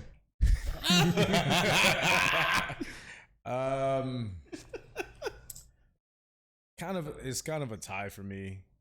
I don't mean that as a cop out. It's just I like these two. I really do. Rogue One. Ooh. I like Rogue One because it was the least Star Warsy out of all of them. So I didn't watch the shows at first. I Mhm. literally just started watching Star Wars a couple weeks ago. I'm brand new to this shit. But I had saw the movies a few years back, because a new trilogy was coming out, and the last one of that new trilogy was coming out, and I was like, I think it would be cool to just spend Christmas watching Star Wars, because I didn't have a family to go visit, so I spent it with Star Wars. Oh man! So I watched Star Wars from beginning to end on Christmas Day. Took me all fucking day to get through all 9 of them.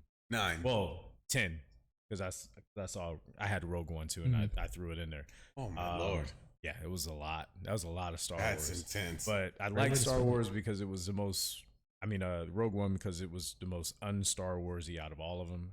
Love all that space travel shit, the spies type of shit, you know, seeing the rebellion kind of like.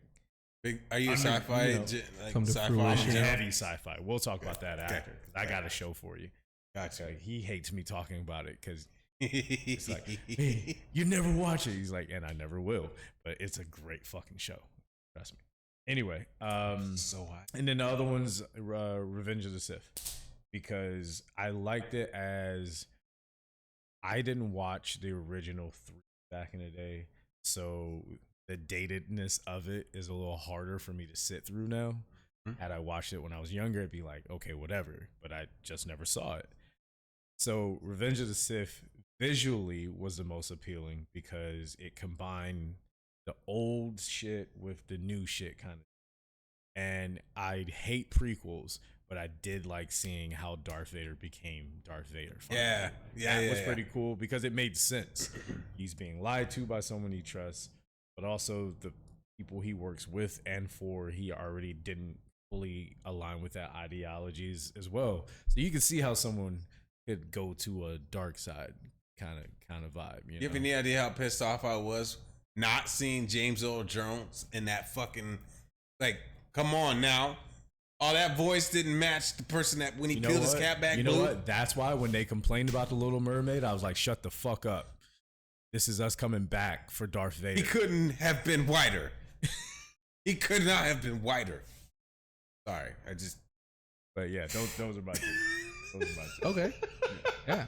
Rogue One's a good one. I liked Rogue One as well, especially because it leaves off where episode 4 picks up. I fucking love that. It's like, oh, get that Death Star plans. It was literally a fucking suicide mission. I love the way your also mind works. I love the way your mind works with it, honestly. Oh, I'm sorry. thank you. I'm nerding out on your perspective. It's actually I'm sorry to cut you off. No, you're good. Love that. And also that fucking hallway scene with Vader, it just gets dark and you just see that red saber ignite and you hear the beam and the sound of it just like, and they're just fucking terrified and he's just slashing through all of them. Something about Star Wars and hallway scenes just fucking go off. Yeah. One thing that I read was like really sad thing to think about was that a lot of the rebel troopers that Anakin cut down were probably children that admired him when he was Anakin Skywalker.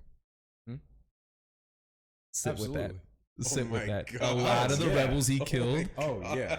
They were kids that looked up to him And as a didn't hero. even know that he was the one killing them. Didn't fucking know. That's the craziest shit I've Isn't ever that heard in my sad? life. I've never heard that perspective from Star Isn't Wars, that fucking ever. sad to think about? My favorite one is definitely Never Revenge meet of your the Sith, heroes. Yeah, right. They will cut you down. All right. Oh my god, that is Every time. That's why I don't fuck with celebrities like that, man. We have all served a celebrity that ended up being such a piece of shit. Fuck Jeremy Like Piven. you go up to their table and you go up to their table and you're hoping for the best, and then you hear the lightsaber turn on and it's red, and you're like, oh shit, they're a Sith.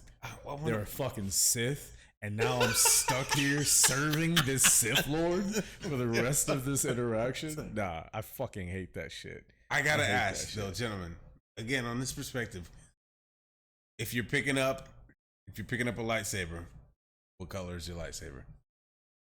Depends on the color of my hair. Wow. I will be honest about that. So you 'Cause got, you got the Samuel L right now, baby. Nah, he was a grape lightsaber. His was It's purple. propelled. Purple. Mine's a little bit more magenta. Forgive me. Forgive me. Because I played the last couple of like Star Wars games, not the ones he was talking about, but like you get to customize your lightsaber. And I just kept changing it depending on what mood I was in that day. It was Fair like, enough. man, I feel like having a white saber. Like, Oh, I can't just pick a color because they also sound different. Yeah, they do. With the different color. Yeah, Yeah, it's like. How about you, Monsieur? I think I'd have to go with either orange or a cyan. Hey, Not outright blue. Love blue, but I think I'd go with a little bit more of a cyan orange. I have to go with a dual saber and character. Dual-ended Darth Maul lightsaber is it. Like the sound from one, like when you hear it waving from each end, and that control. I wish I would But have. I like the Inquisitor sabers. Yo, Inquisitor sabers are for Inquisitor real, B. Because you always knew when an Inquisitor was either A, trying to be intimidating, or they had no more tricks in the bag because they would always go to the same thing. Well, let me just make this motherfucker spin. Yeah. They're either on their last leg or they're trying to punk you. They're like, hey, you don't see this shit spinning? You don't see it spinning? It's like, yeah, it's spinning. Come on, bro. And then Ezra and Kanan were just like, nah. Yeah. Oh, Grand Inquisitor was done for. Yeah, that fight with Darth Vader and third sister, Reva. Yeah. Yeah, that was fucking dope.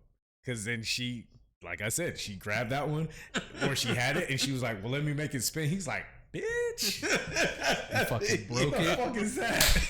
Like Like, a you're gonna fucking- make a spin saber in front of Vader, like he's gonna be intimidated. He's like, "Bitch, who you think designed this shit?"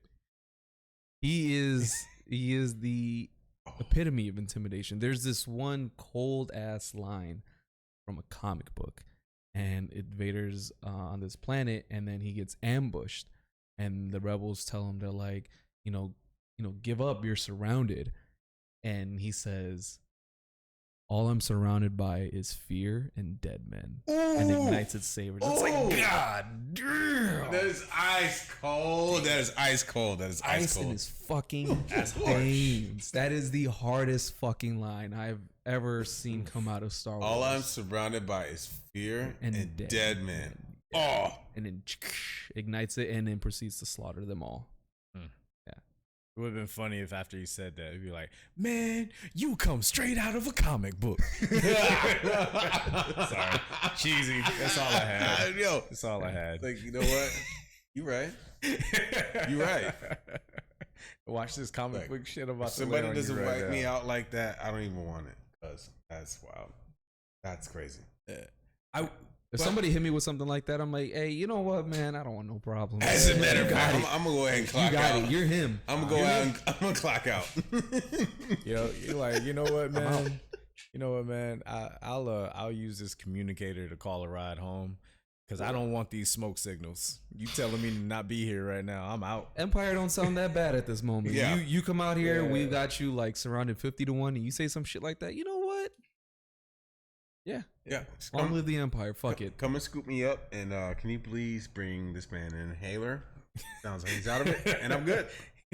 This asthmatic has me terrified. Got a fucking light bright on his chest, and you can still say some cool Word. shit like that. Word. This Word. motherfucker came in with wait, was that the light bright? The one where you put the little thing? Oh, yeah. That Oh, thing's yeah. got Yeah. his fucking torso. Beep boop. Bop. Yeah. Like, why you got a butterfly on your chest?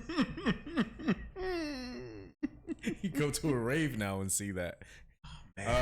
But just to bring it home on one last thing to tie all of it together between, the Star Wars and the services. Have you ever been, I'll ask you first. Have you ever been in a place that felt Strong with the Force. get ahead? That felt empirical kind of vibe, and you knew you wanted to get out, but you also knew other people are just like, nah, I'm gonna stay here. Like, I like the status quo, or I like the way they do this, or I like the way they do that. even though they know that they're treating the employees bad, maybe even not even taking care of the guests the right way because they're cutting corners.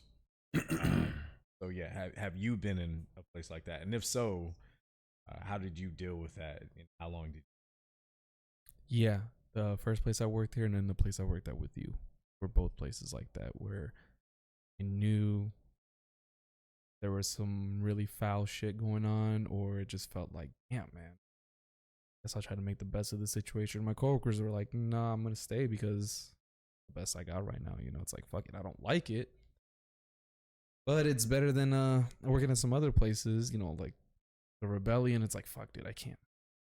Empire's pretty cool, pays my bills, whatever. So I'll stick with that. And when they finally get some sense, it's like, you know what, fuck this, I'll leave. So when they leave, it's great. But I left because I was like, you know what, man, fuck this, I'm out. I am out. Try to find different places to work. It was definitely like finding light side again. Going back over there, it's like, you know what, yeah, feels good. This feels good. Wait, what was the second part of your question? I was just saying, how long did you stay there? A lot longer than I should have. Yeah, a lot longer than I should have. What was the thing that made you change your mind as far as this is my breaking point? You know, yeah, because especially in something like Star Wars, you see the people who work for the Empire, then eventually they go over to the Rebellion or they just quit everything altogether. But there's always that moment where they get an order that they don't believe in, or they see something happen that they just can't reconcile. So like, what's that been like for you? What was your turning point moment? My turning point moment was realizing that, you know what, fuck it, I'll figure it out. I may not have a concrete plan, but I just the fuck out of here. And that's just like, there wasn't a specific thing that happened at that job that you were like, okay, the first one was when I was being tasked to do extra things that were outside of my pay grade and outside of my job description, and I wasn't getting compensated for it. And I was like, you know what, they're not gonna train me properly or do what they need to do, then I need to get the fuck out of here.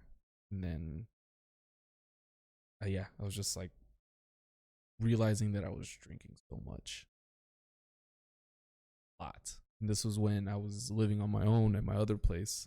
I was just like, dude, it's just me killing these bottles. Like, yeah, I need to get the fuck out of there. And the second place was they were fucking on my money. So, like, you know what, man? Fuck it, I'm out of here. And then we started this show, and then here we are. How about you? A combination of several of the ideals that he just represented too. I was doing a lot more than I was being paid for, which is unfortunate, but I understand.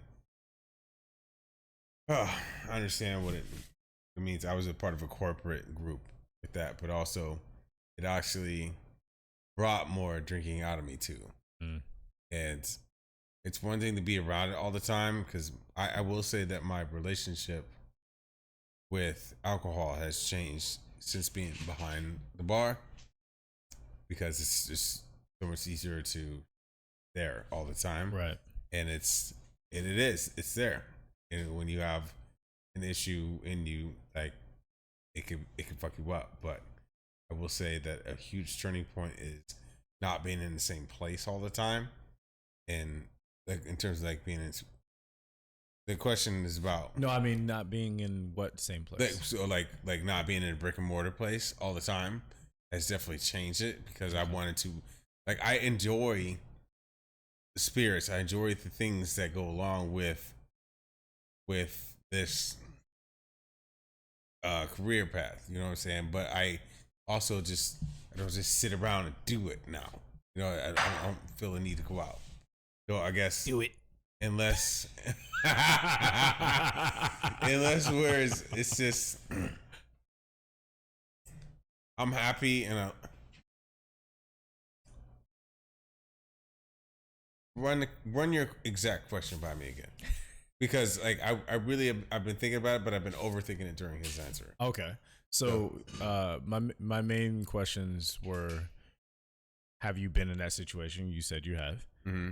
But what were your turning points? What were like your catalyst, so to speak, that woke you up to saying, okay, I need to make a change, or I'm fighting for the wrong side, so to speak? Yes. Being in an atmosphere in which I was not being taught anything, but only told what to do. Like I'm only like carry out. These are our recipes. This is how your schedule is. This is how it goes. And getting your orders and being told just follow your orders. That's it. And I come from a high volume bartending experience, not a craft experience. So like I can crank out tons of drinks, but I'm not being taught anything new. That was my experience. And now I'm in an experience where I get taught a lot of things, and I'm around some influential people, and it makes me feel better. So like turning off that fuck it, I'm just here until the end of the shift, and turning on, I get to do good work today. That was a huge pivot for me. Yeah. And I love that now. That's why I love events as much as I do. It's very important to me because I get to be on very specifically, deliberately with new clients every single time I clock in. And I love that shit. Hell yeah. Yeah. So that's my empire side of it. You know what I mean? Mm-hmm. It's not just earning for me. I'm earning for we when it comes to it, because I might need I might meet a new bartender that was flown in for that night. And that's wonderful. Like, we get to fly together tonight. Keep your shit together. I'm here for you, but like, let me know if you need me. And I get to know that person from start to the end of that day, and then we get to have that fucking versus just put on your fucking white plastic suit and get in line. Yeah. And that feels so much different. Right. So much different. It makes it easier. It does. To be able to still have your identity and know who you are at the end of the day, and not feel that you're doing anything to cope with what your job, not just your profession, but your job itself is putting you in a position where you're feeling this way. Right. Where you're coping by drinking more or doing this or doing that, when really it's a catalyst that comes from, or it's a symptom of where you're working, not what you're doing.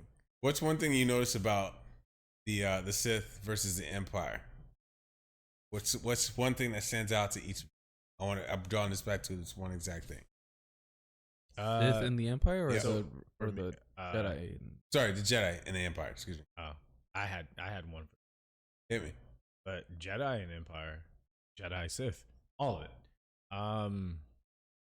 The biggest difference that I would always notice is that with the Empire, and I see a correlation with that in all people that we seem to lose, is there are people who always claim law and order as being the way and the thing that they believe in, when really all it is I just want you to do things the way that I was taught to do them, the way that I can accept things being done.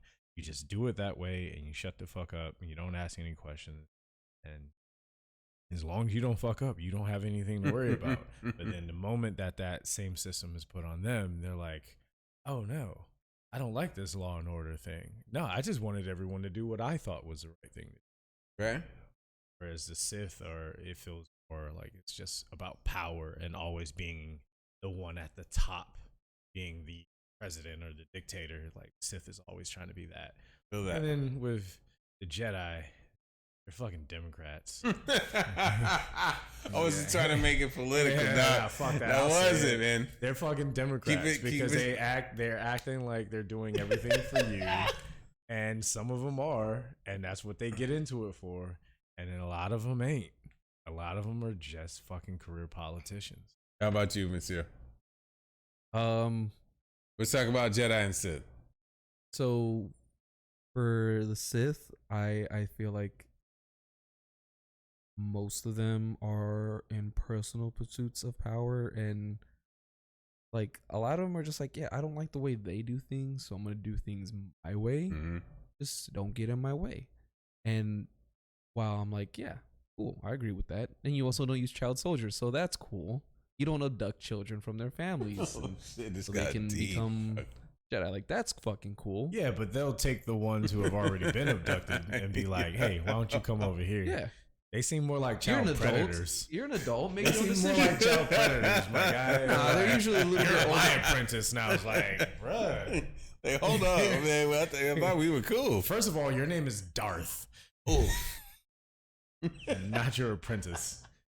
And with the Jedi, I will say how, while there are many things that I don't agree with them, the reason why, and this is like a whole kind of like long take, but I'm gonna make it short, is that the Jedi ultimately are there to extinguish the Sith, right?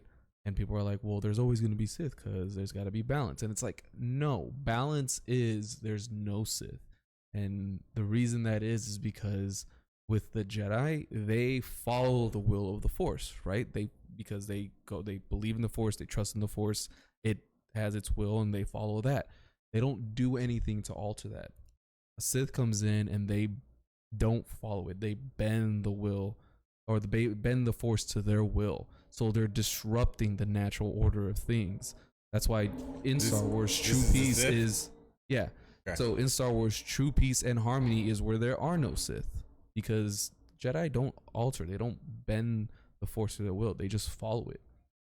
So while people are like, well, there's always going to be bad and good. Like, yeah, but no, not in Star Wars. The Sith ultimately are disrupting the natural flow of things because they have their own agenda. So they are bending the Force to their own will and disrupting it in its natural order. So that's why Jedi are like, you're imbalancing the Force. So we got to go stop you. Because that's not how things are supposed to be. You're not following it. You're making it do your bidding. So we got to stop that. But isn't that kind of left up to interpretation, though? Because the people who are bending the Force to their will think that the people who tell you what the Force is telling you to do are wrong. Well, yeah, but if you have a connection to the Force, you hear it speak to you. Right. You have a connection to the Force. Your connection is the same as mine. So you can't tell me that the Force doing what I want it to do is wrong. So in a way, even in Star Wars, as long as there is good, there will be evil. Because as long as there are people telling you that this is what the Force is telling you to do, there will always be someone that says, nah, son, I don't agree. Well, you don't, because you have your own desires and passions. Right. Which is bad. But that's what I'm saying. Yeah. So, But when you follow the Jedi code in that way, it's like you need to let go of all your own personal desires and passions. As long as a code is created, there will always be those who feel that it should not be followed. That's all I'm saying. So as long as there are Jedi, there will be Sith. Yeah. That's the only hole in the argument. Yeah, for sure. Or not argument, but the only hole that I saw. For sure. You're saying, like, well, Sith shouldn't exist. Yeah, but in that same vein, neither should the Jedi. Because no one should be telling anybody else what the Force is telling them to feel. I'm saying that the That's Jedi, like a Christian telling a Christian who they can marry. Yes, they're very similar. Jedi are very similar with Y'all can do Catholic that. and Christian churches, absolutely.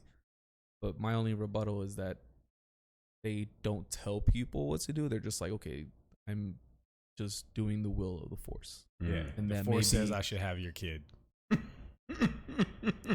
But it ultimately depends on the individual too. So like if they are inherently pure, you have evil in their heart, then of course they're gonna be like, no, I need to do this. I absolutely love this fucking I love this venue upon which you both arrived, because you both had some wonderful standing points. You want to know where I was actually going from Yeah, let's go. for this? I was just like, I was talking about, are you a Jedi or are you the Sith when you serve? Like, are you out for good? And do you view your people as, like, do they come in and try to just? I'm sorry, I'm so blown away by your back and forth just now. I'm a little bit frustrated. I will answer that by also answering my own question from before. Please.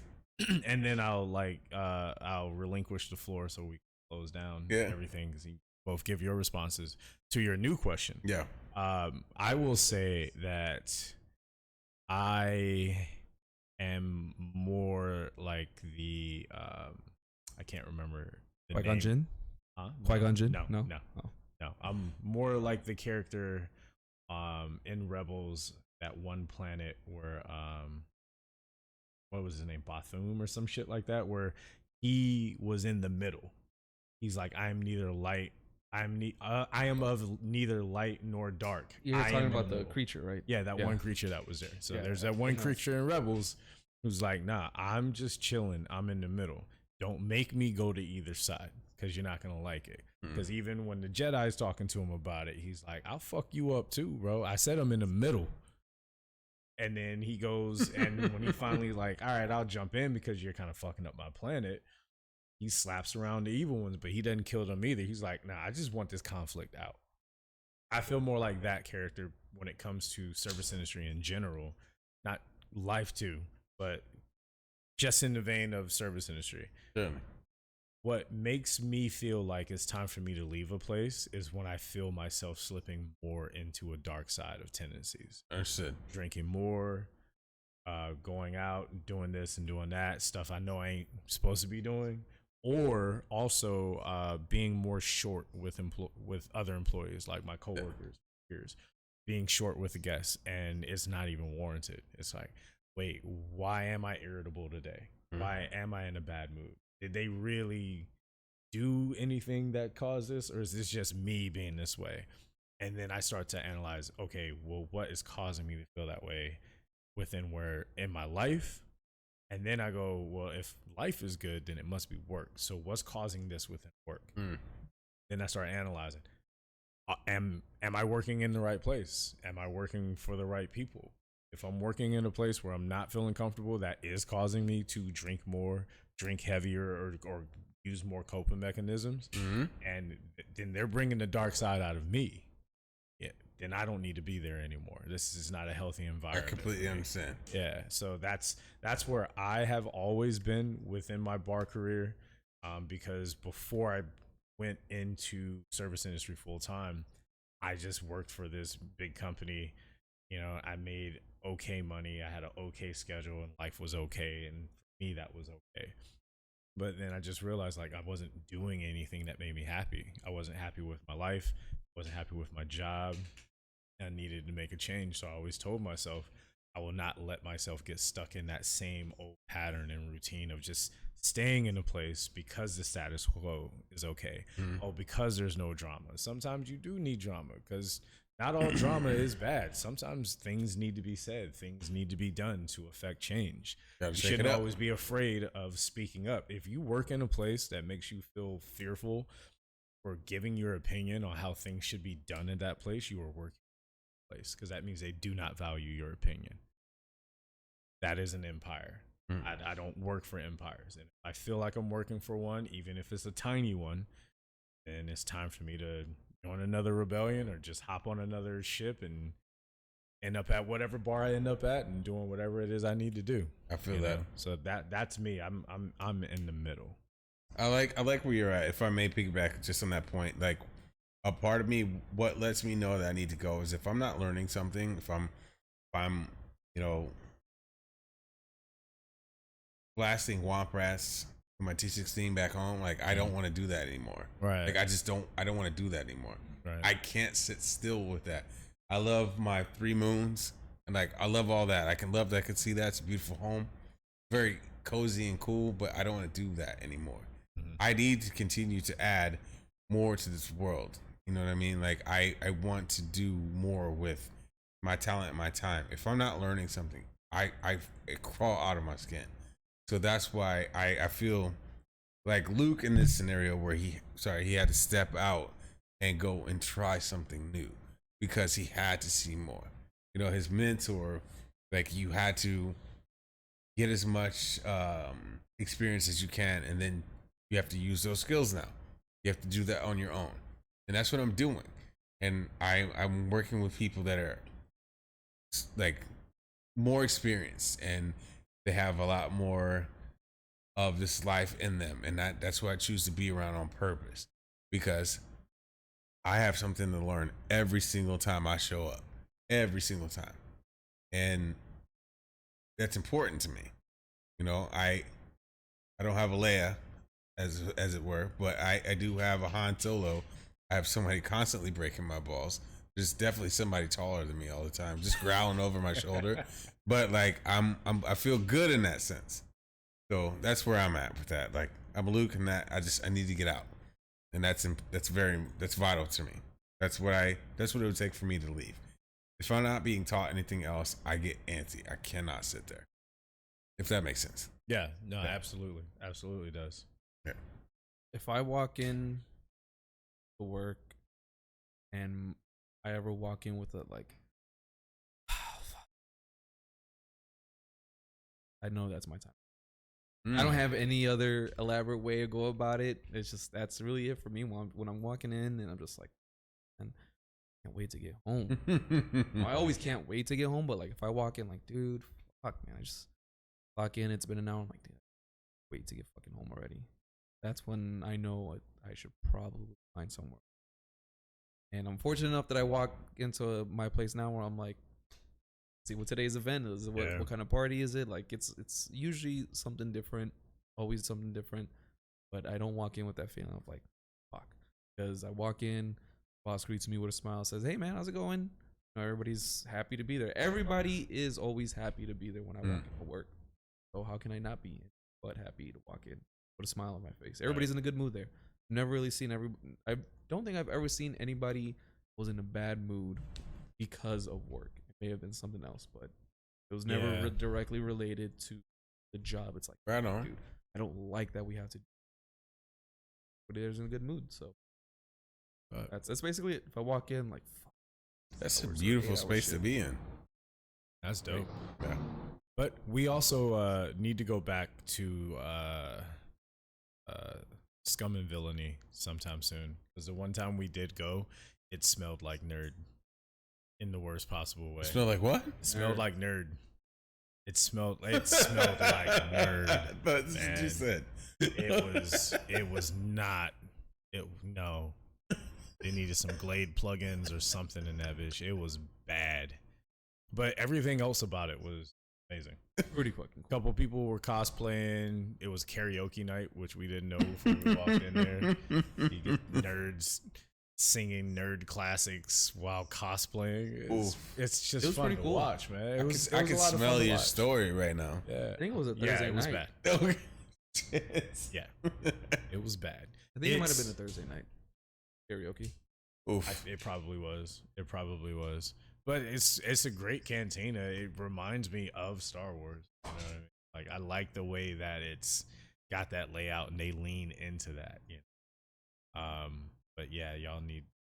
We already talked about the nerd bar that we need to go to. Oh yeah, I looked it up and everything. Yeah, yeah, absolutely. Please, let's go. Absolutely, let's go. I have a couple D&D characters. I'm so hyped.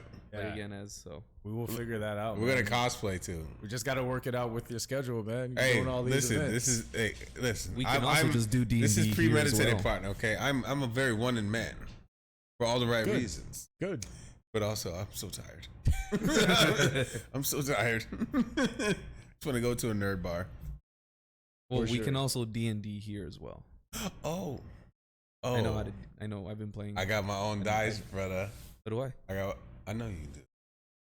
I'm gonna show you a picture of mine though. I got custom ones. I don't have baby. my own dice. Yo, Okay. you're fucking slacking, Don't even know baby. what the fuck they're We talking can about. set something up with baby. everybody, and we can have. Are you a dungeon master? I can. Oh, I can. I'm joking. I'm not. So Isn't that I something can you can DM. do on Twitch too? Sort of. Like yeah. have us play a game and it be on like a. Oh, I don't know. Oh yeah. But that's like on a that's tabletop simulator, I think. No, I'm saying like we could record and Oh, yeah, for talk sure. and Absolutely. do the game as a show. And, like, Absolutely. do Can you that up guys there. please teach me how to internet? Because I'm much older than both of you. Yeah. No, you're not. Sweet. Remember, I'm older than you. Like you gotta let that go. I'm intellectually he's smarter than me. dog. You are more mature than I am. That is different. That is absolutely. That's what I'm saying. You gotta teach me how to Dougie or whatever the kids say. Oh, hello. Later, guys. Ramekin. May the force be with you. Piss.